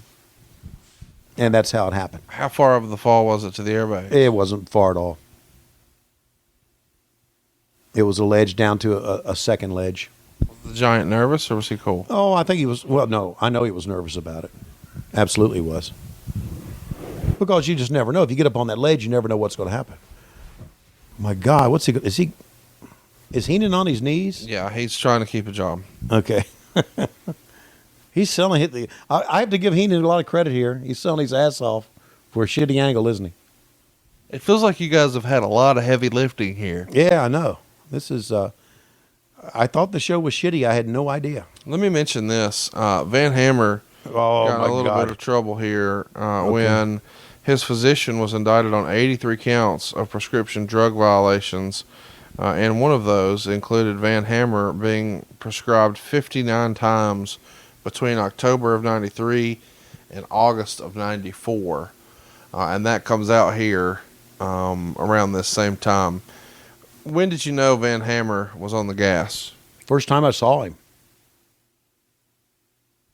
Got any good Van Hammer stories? None that I've told them all that I know. I mean, he was freaking horrible. All right, here we go. Now, you're thinking here, right? You're thinking here that the Giant is fucking dead. He's dead. He's got to be. He's got to be dead, okay? How do we, for God's sake, how do we sell this? And I still don't know right now how the Giant's going to come out. I don't know. Heenan doesn't know. We have not been smartened up to say what's going on with the Giant, okay? So when the Giant comes out here, Conrad, I'm literally thinking to myself, when the Giant comes out here, what the fuck are we doing? And I said that a lot during the course of the years doing WCW. Said a lot of it times in the talkback. What the fuck are we doing? but really probably no more than when the Giant comes out here second. Okay, so see now, right now, Hogan comes out, Jimmy Hart comes out, they got the belt. Okay, Hogan's got a stern look on his face. All right, I still don't know what's going to happen. Don't know, and I'm thinking at least maybe they'll say the Giant's been hurt, he can't wrestle, and they do some sort of angle where the other members of the Dungeon of Doom come down. Right. Right. I don't know, and then the fucking Giant comes out. And watch when he comes out. We made a lot of mistakes. We really did in WCW. One, we've documented them well. We've shit on some of them. We made fun about some of the stuff. We've cursed about some of the things that they were done. But realistically, and a lot of the show was, some of the show was good, some of the show was bad. And see now, Hogan is telling him, cut the music. It's over. I killed him. That's down. And now he's going to talk. Okay, I just killed that motherfucker. He ain't coming out. It's fucking over. You guys can go back home to the lives that you lead, all the way back to Alabama. Michael Buffer, go fuck yourself. You're probably getting paid more than anybody here. And now, then the Giant's going to come out here, okay? And I'm saying to myself, okay, I can understand him coming out. I can understand him fighting his way up, but like nothing happened. Look, like nothing fucking happened. I remember thinking, how am I going to sell this? And I, to be honest with you, I don't know what I said, but this was not right. Okay, I understand the look. I understand that. He should have at least been bandaged up a little bit, maybe been wet from being in the lake or the river or whatever, right. But nothing. So it made not a scratch on not it a scratch on it. Made no sense. Made no sense. If he really fell off the building, it made no sense. So it's just downhill from there. And boys are going to go way downhill in a few moments. Now, of course, I know what they were trying to do. They were trying to make the Giant bigger than life. A baddest motherfucker ever. I can fall off a building, okay, and I can still come back. I understand that part, but put a little bit more thought into it, is what I thought. So if you disagree with me, you can always send me a tweet at Tony Schiavone 24. He is Hey Conrad. And or send it to Dave Silva. What's your Twitter address there, Dave? DG 1975. DG 1970. Dave, were you born in 1975? Yes, sir. Fuck. DG Silva 1975. Yeah, he looked like he was born back in the 50s. Just press your Siri button and go.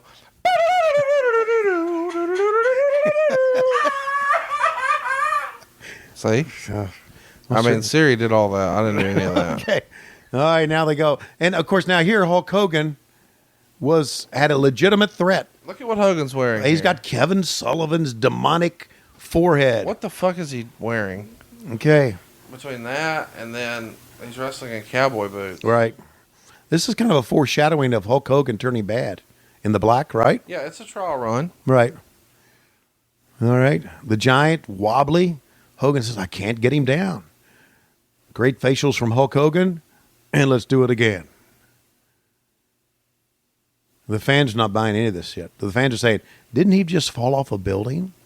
Shouldn't he be dead? Oh, my goodness. Ooh, scenes from WrestleMania 3 trying to pick him up. And the Giant with a double axe handle on the back. What did you think of the decision to call the Giant the son of Andre? Right now, I think it was stupid. But back then when they asked me, I went, yeah, great job. I go with it. I agree. Look, Andre was legendary, right? And they were just trying to build off of that. And they were trying to build him up for Hulk Hogan. So why not? Right. You saying you didn't like it? You did. Well, it doesn't feel like it's necessary. It feels like something that Hogan would have wanted. Okay, I see what you're saying. Because he drew the big money with Andre, and he probably wanted to sort of kind of recreate that. Yeah, and that makes sense. That makes sense. It's crazy to think about, too, that feels like a lifetime away from here, but that was just 8 years prior to this. Right. And I think a lot of people lose sight of that. It's important to remember when you're talking about 8 years, let's use that same reference got here. Right. You're talking about 2009 from right now. Right. And 2009 from now doesn't seem that long. Right. And that's how long it was here from when he was working with Andre to now the Giant. From WrestleMania 3 to this time. Right. And both in that same area, the same city. So, and I can understand they want to draw on that. How fucking green is the Giant here, by the way? Well, he's green. This is his first match, right? His first big match. Right. Absolutely. Oh, he's green, but he can do a lot of things. We all were amazed by how well he could move for a big guy. Yeah, just a natural athlete. Yeah, right. I think a lot of people forget that he played basketball. And you see a giant guy like this, and you just assume, well, he can't move. But to play basketball, you got to be able to get around. Yeah. He went to a Hawks game one time, and it was on the TV, and they had him go out and take Harry the Hawk and body slam him. Right. And he looked at the camera, and he said, "Hey, Tony Schiavone." And I went, when was that? that was back during this run. And I said, "Why did you say my name?" He said, "Because you always put me over on TV. I thought I'd say something nice to you." And then you showed him your dick. And because you said earlier that's what you do when you're mad. You said Macho Man was mad. I'm so mad I'm going to show you my dick. well, maybe the Macho Man did, but not me. Come on, we're talking over a really show of strength here. He's too strong, Hogan's saying. He's too strong. I can't. He's too strong, brother. He's too strong. And Randy said, "Okay, how much more time we got in this match?" And we're all waiting for the Yeti to come out. We think we've seen the worst of the worst. Just wait. So here in Detroit, where 8 years ago, Hulk Hogan and Andre the Giant wrestled in the biggest event ever in wrestling, they are trying to recreate the magic once again. So what do? They throw a guy off the building, have him come back unscathed. And the fans are getting with Hogan here. There you go. Yeah, he's hulking up. Coming back.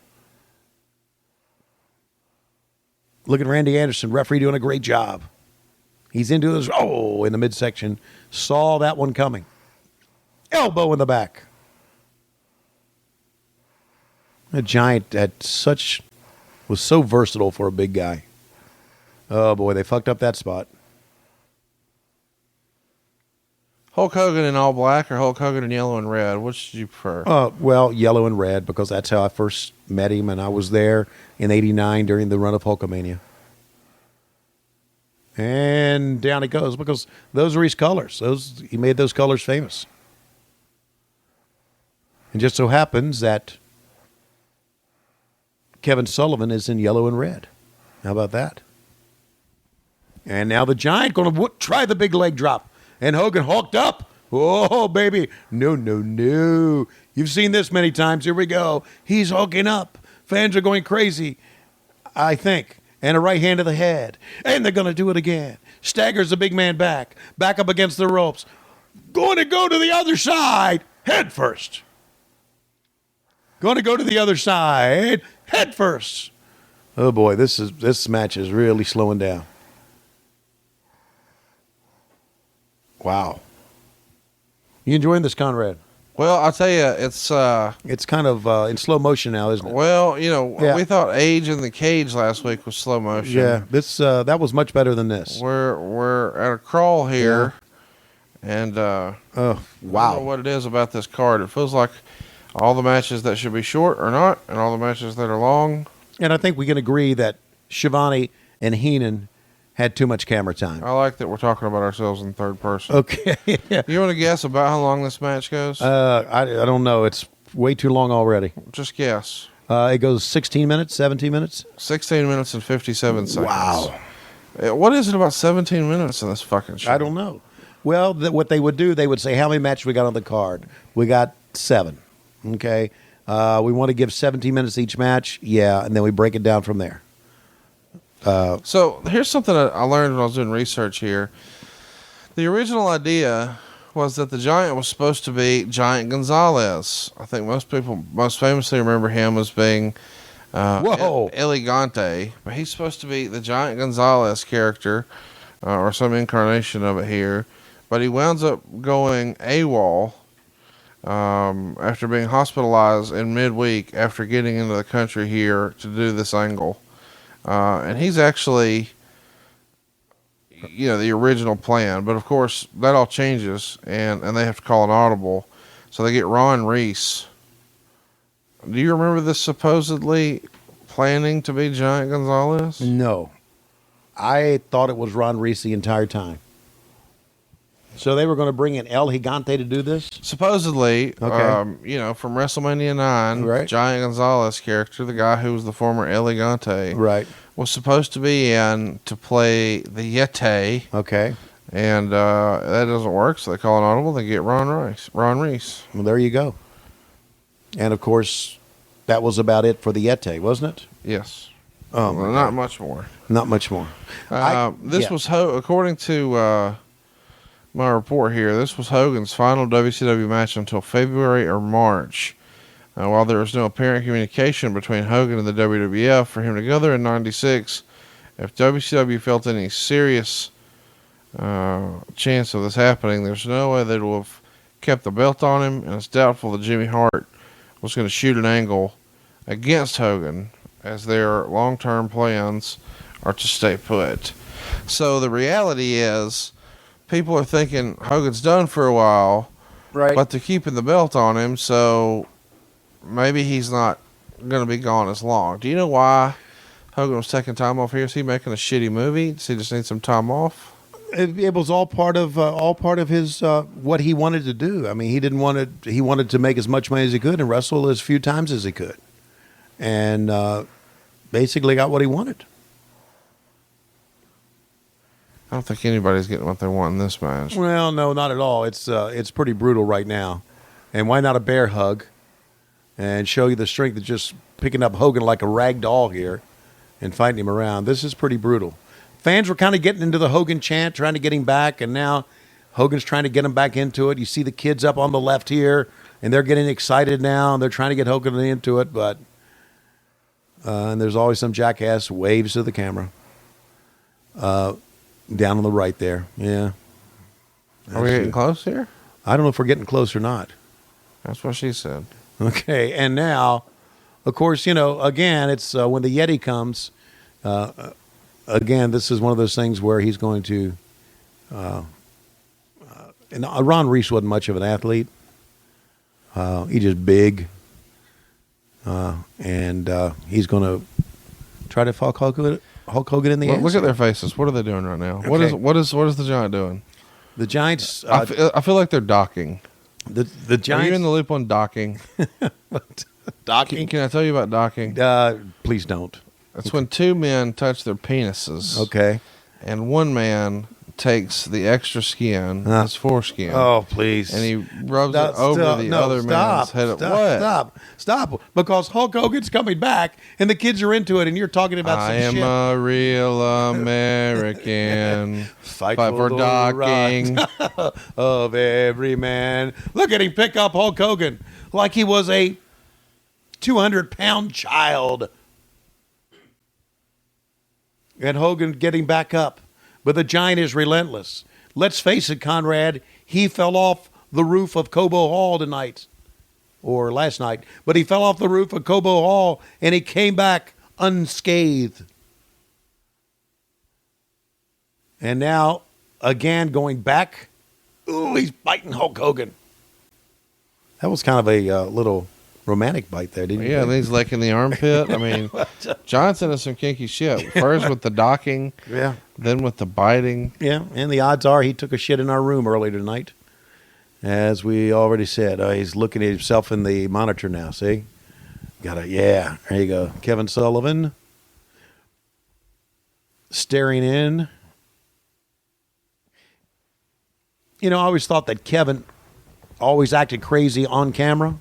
But then when he got to the ring, he kind of acted a little sedate and a little calm and should have acted a little bit wilder. But in these big events, Kevin always had a lot on his mind. So I was going to say, Yeah. I mean, I feel like right here, Kevin's looking at him like, yeah, boy, this sounded better on paper. exactly. That's exactly right. And Randy Anderson doing a great job. Look at it. Look at the reactions of Pee Wee, would you? Here he comes. Oh, no. Hogan's fighting back. Look at the kids going for it. 1, 2, 3. He hasn't broken it yet, Conrad. 4. Oh, he broke it. 5. He broke it. There you go. Head of steam. Oh, my God. It's the choke slam. He ran into the choke slam. That's it. That's it. It's over. It's over. It's over. Kevin Sullivan celebrating. Jimmy Hart says, get up. Hogan, can he make it? Can he make? Here's the cover. Then we got it. 1, 2. Oh, he kicked out. Oh, my God. He's hulking up. Can you believe it? How many times do we see this throughout the years, Conrad? At least once. He's hulking up. Here he goes. Oh, no. No way, brother. I've hulked up. End of the line for you, big motherfucker. Go ahead, kick me. I'm coming back. It doesn't work without the mustache. Okay, I'm coming back. You kick me again, motherfucker, because I'm coming back. Here I'm going. I'm going around the circle. Kick me again. You, big motherfucker. I'm coming back. Oh, God. Yeah, block. The big hand. Oh, the big hand. I told you I was coming back. The big hand. And now into the ropes. Oh, boy, hit the ropes like a pussy. But there, the big foot. The big foot. He's going to go down like a tree. No, I'm going to press him. What the fuck? I'm going to press this motherfucker. He's out on his feet. Yeah. Rake him in the eyes for good measure. And here we go. He picked him up. He picked him up. Well, pin him, you okay, here we go. Leg drop. There it is. 1. What happened? Jimmy Hart hit the referee, but the camera missed it because WCW. Holy shit. So now Hogan's like, what happened? Where's the ref go? Yeah, Jimmy Hart's playing like, I don't know. So Jimmy turns on Hulk Hogan here. I don't know. He said, Jimmy, I had him.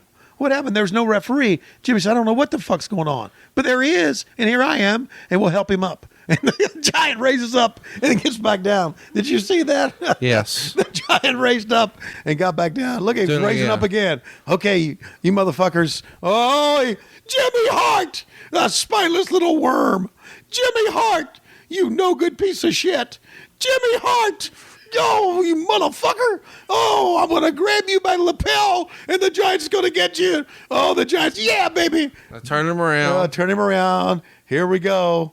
Here we go. Here we go. Oh, my God. Hogan, your belt is done. We have all got you. You're in the bear hug. There's nothing else you can do. Meanwhile, in the back, Arn Anderson says, Ron, just go out there, be big, be mean, be yourself. Meanwhile, here we go. And I'm thinking, how much more shittier can this thing get? They're calling him out. Give us the call. And now out comes Luger and the Macho Man trying to help things out.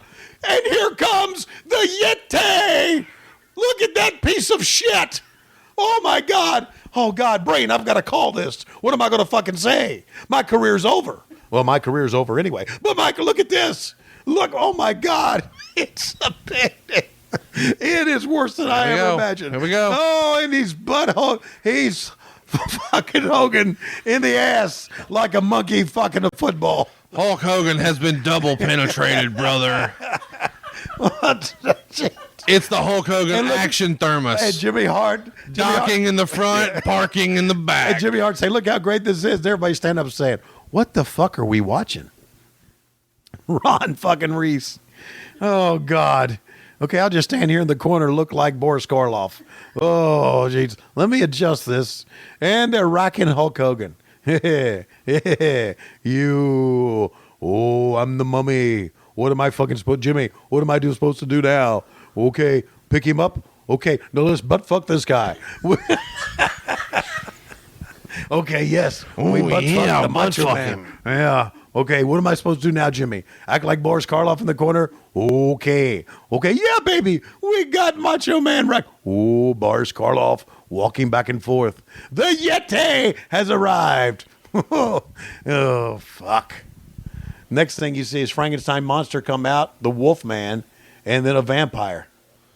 Look at that. Ron Reese, who was a good 3 or 4 inches taller than the original Giant, combined for a double bear hug on Hogan. Yeah. At least that's what I hope it was, because it looked more like a kinky sandwich. Yeti isn't supposed to be a mummy. He's supposed to be an abominable snowman from the Himalaya. Right. They got it half right. Yeah. Luger then put Hogan in the torture rack. Hogan and Savage were left laying as the Dungeon of Doom left the ring.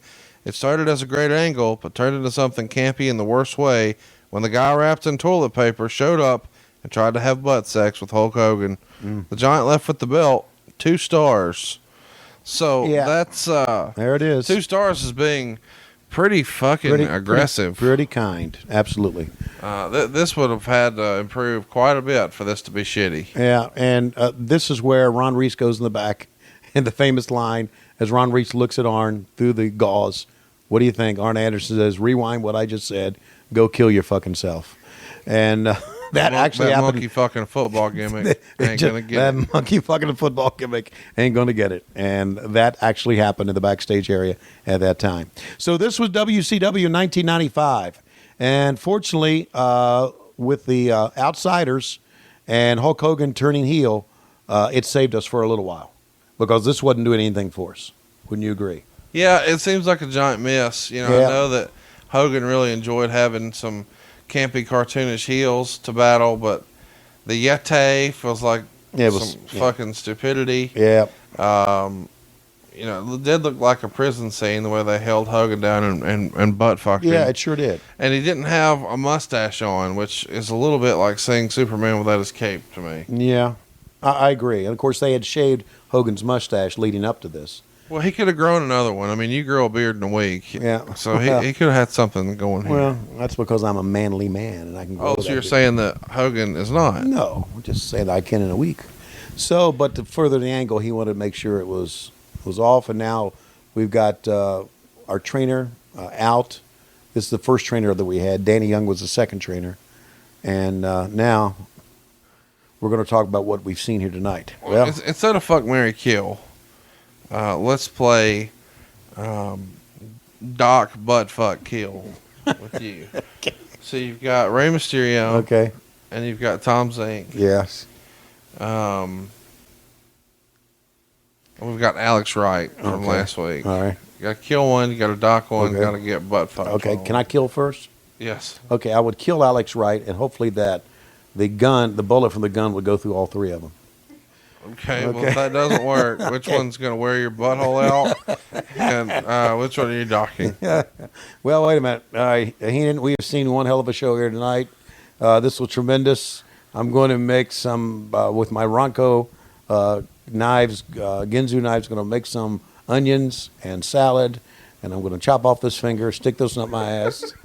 And I'm going to work on my resume. Yeah, we're going to make some calls. I'm going to try. Listen, I'm going to see what the Gwinnett Braves are doing. Yeah, you said earlier that radio was going to be in my life. It doesn't seem too bad right now. All right, so that's the end of our show tonight. Ladies and gentlemen, thank you for being with us. Again, I'd like to say that this is one of the most fucked up scenes I've ever been a part of, at least until now. But we still got 96, real question, 97, 98, 99, and 2000 to go. Why was Hulk Hogan not brought up on charges for attempted murder? Of a company. Well, of the Giant specifically. Why was he not arrested? Like, Stone Cold got arrested because he gave a guy a stunner after they told him not to. Hulk Hogan fucking killed the guy and then got beat up by the ghost. Oh, yeah. Okay. I can't answer that. But that's the end of our show. I hope you enjoyed it. Looking at all the... You didn't tell us who you wanted to dock and who you wanted to... I'm not playing that. I'm not playing that sick game. Wait. Did you hear what you've been saying? I'm not playing that sick game Have here. Have you heard yourself? What? Okay. Through this entire show? Yes. And now I've crossed the line? Yes. You've crossed the line. As we're watching the credits roll through, where the hell's my name? Well, it's probably at the bottom because you're a power bottom. Okay. I bet you're at the bottom where you belong. Yeah, probably so. Let's take a look. Started at the bottom, now you're here. Mm-hmm. Oh, We're still God. waiting on your name. Yeah, still waiting on my name. There's Diane Keith and Joyce I bet Atkinson, you two put big girls. yourself at the bottom just to make That's yourself funny. feel important. McMahon, hello. Oh, there There we it go. is. Supervising producer. What exactly did you supervise with this? There's David F. Crockett. Yep, David fucking Crockett. And that's David Finley Crockett. And Eric Bischoff, executive producer of this shit. Is that what it said? Executive producer of this shit? Well, I mean, yours said supervising. Okay. So I'm wondering, what exactly did you supervise? I kind of watched it and went, yeah, I'm supervising, but I'm not going to have my name on it. So you just stole money from the company? Exactly, for years. So where are we going next week? Well, I assume that we'll do another show. Well, yeah, we'll do another show. Do we have a poll yet? Well, I mean, do you want to do a poll? Well, then you say there's going to be a poll. You said the first of the show. Yeah, I said we were going to put it on Facebook, but Okay. now you're acting like we're going to. Oh no, do it we'll right just now. we'll just put it on Facebook. Well, no, just go ahead and tell us what the poll topics No, are. I'm not going to tell you what the poll topic is because I don't know. I haven't thought that far ahead. I mean, if I talk about, like, let's talk about the American Dream, Dusty Rhodes. Okay, that would be pretty good, right? We've had one on Ric Flair. Sure. We've had one on Steve Austin. We've had one on the Macho Man Randy Savage. Well, you say we do one on the American Dream, Dusty Rhodes, but a lot of times, if it's not me calling the silly action that we've called the last 2 weeks, that you kind of shit on it and make it sound like it's not worth a fuck. No, I don't shit on it. Oh, you shit on just- it big time. You just say, I don't know. I don't remember. Well, I'm telling you Maybe the it's the truth. looking committee. I'm telling you the truth. Well, so why would we put ourselves in a position for you to put out a fucking piece of shit show? Well- we could do this where you just take over and do hilarious commentary. Well, because some of those piece of shit shows that you call piece of shit shows do pretty damn good downloads. Yeah, but you kill the town. Nobody hears that Steve Austin show. It's like, God damn, I need more of this. Said no All one right. ever. So we invite you to go to Facebook, right, Dave? Yes. Yeah, Let's Dave's go on to Facebook, facebook.com/WHW Monday. And here's what I'm going to suggest. Okay. Here's a spoiler. Are you ready? Yes. Because Survivor Series this year, the night before Survivor Series, did an NXT special. Do you remember what they're bringing back? The Yeti? They're bringing back War Games. Oh, yes, that's right. They are bringing back War So Games. next week on the poll that you can vote on right now, facebook.com/WHW Monday. We'll have some infographics, but you'll vote on Twitter, Okay. which is twitter.com/WHW Monday. Yeah. It'll be 4 separate War Games. You writing this So- down, Dave? You pick the favorite War Games that you want to see of the 4 and tune in next week right here Okay. on What Happened When? It's going to be And a here. War Games week. I right? like it. It'll be I like fun. it too. And as I look at my timer here, it feels like it's about that time. Well, we're trying to get this. We're trying to get the Yeti and Conrad Thompson undocked so we can roll the credits of the fucking show.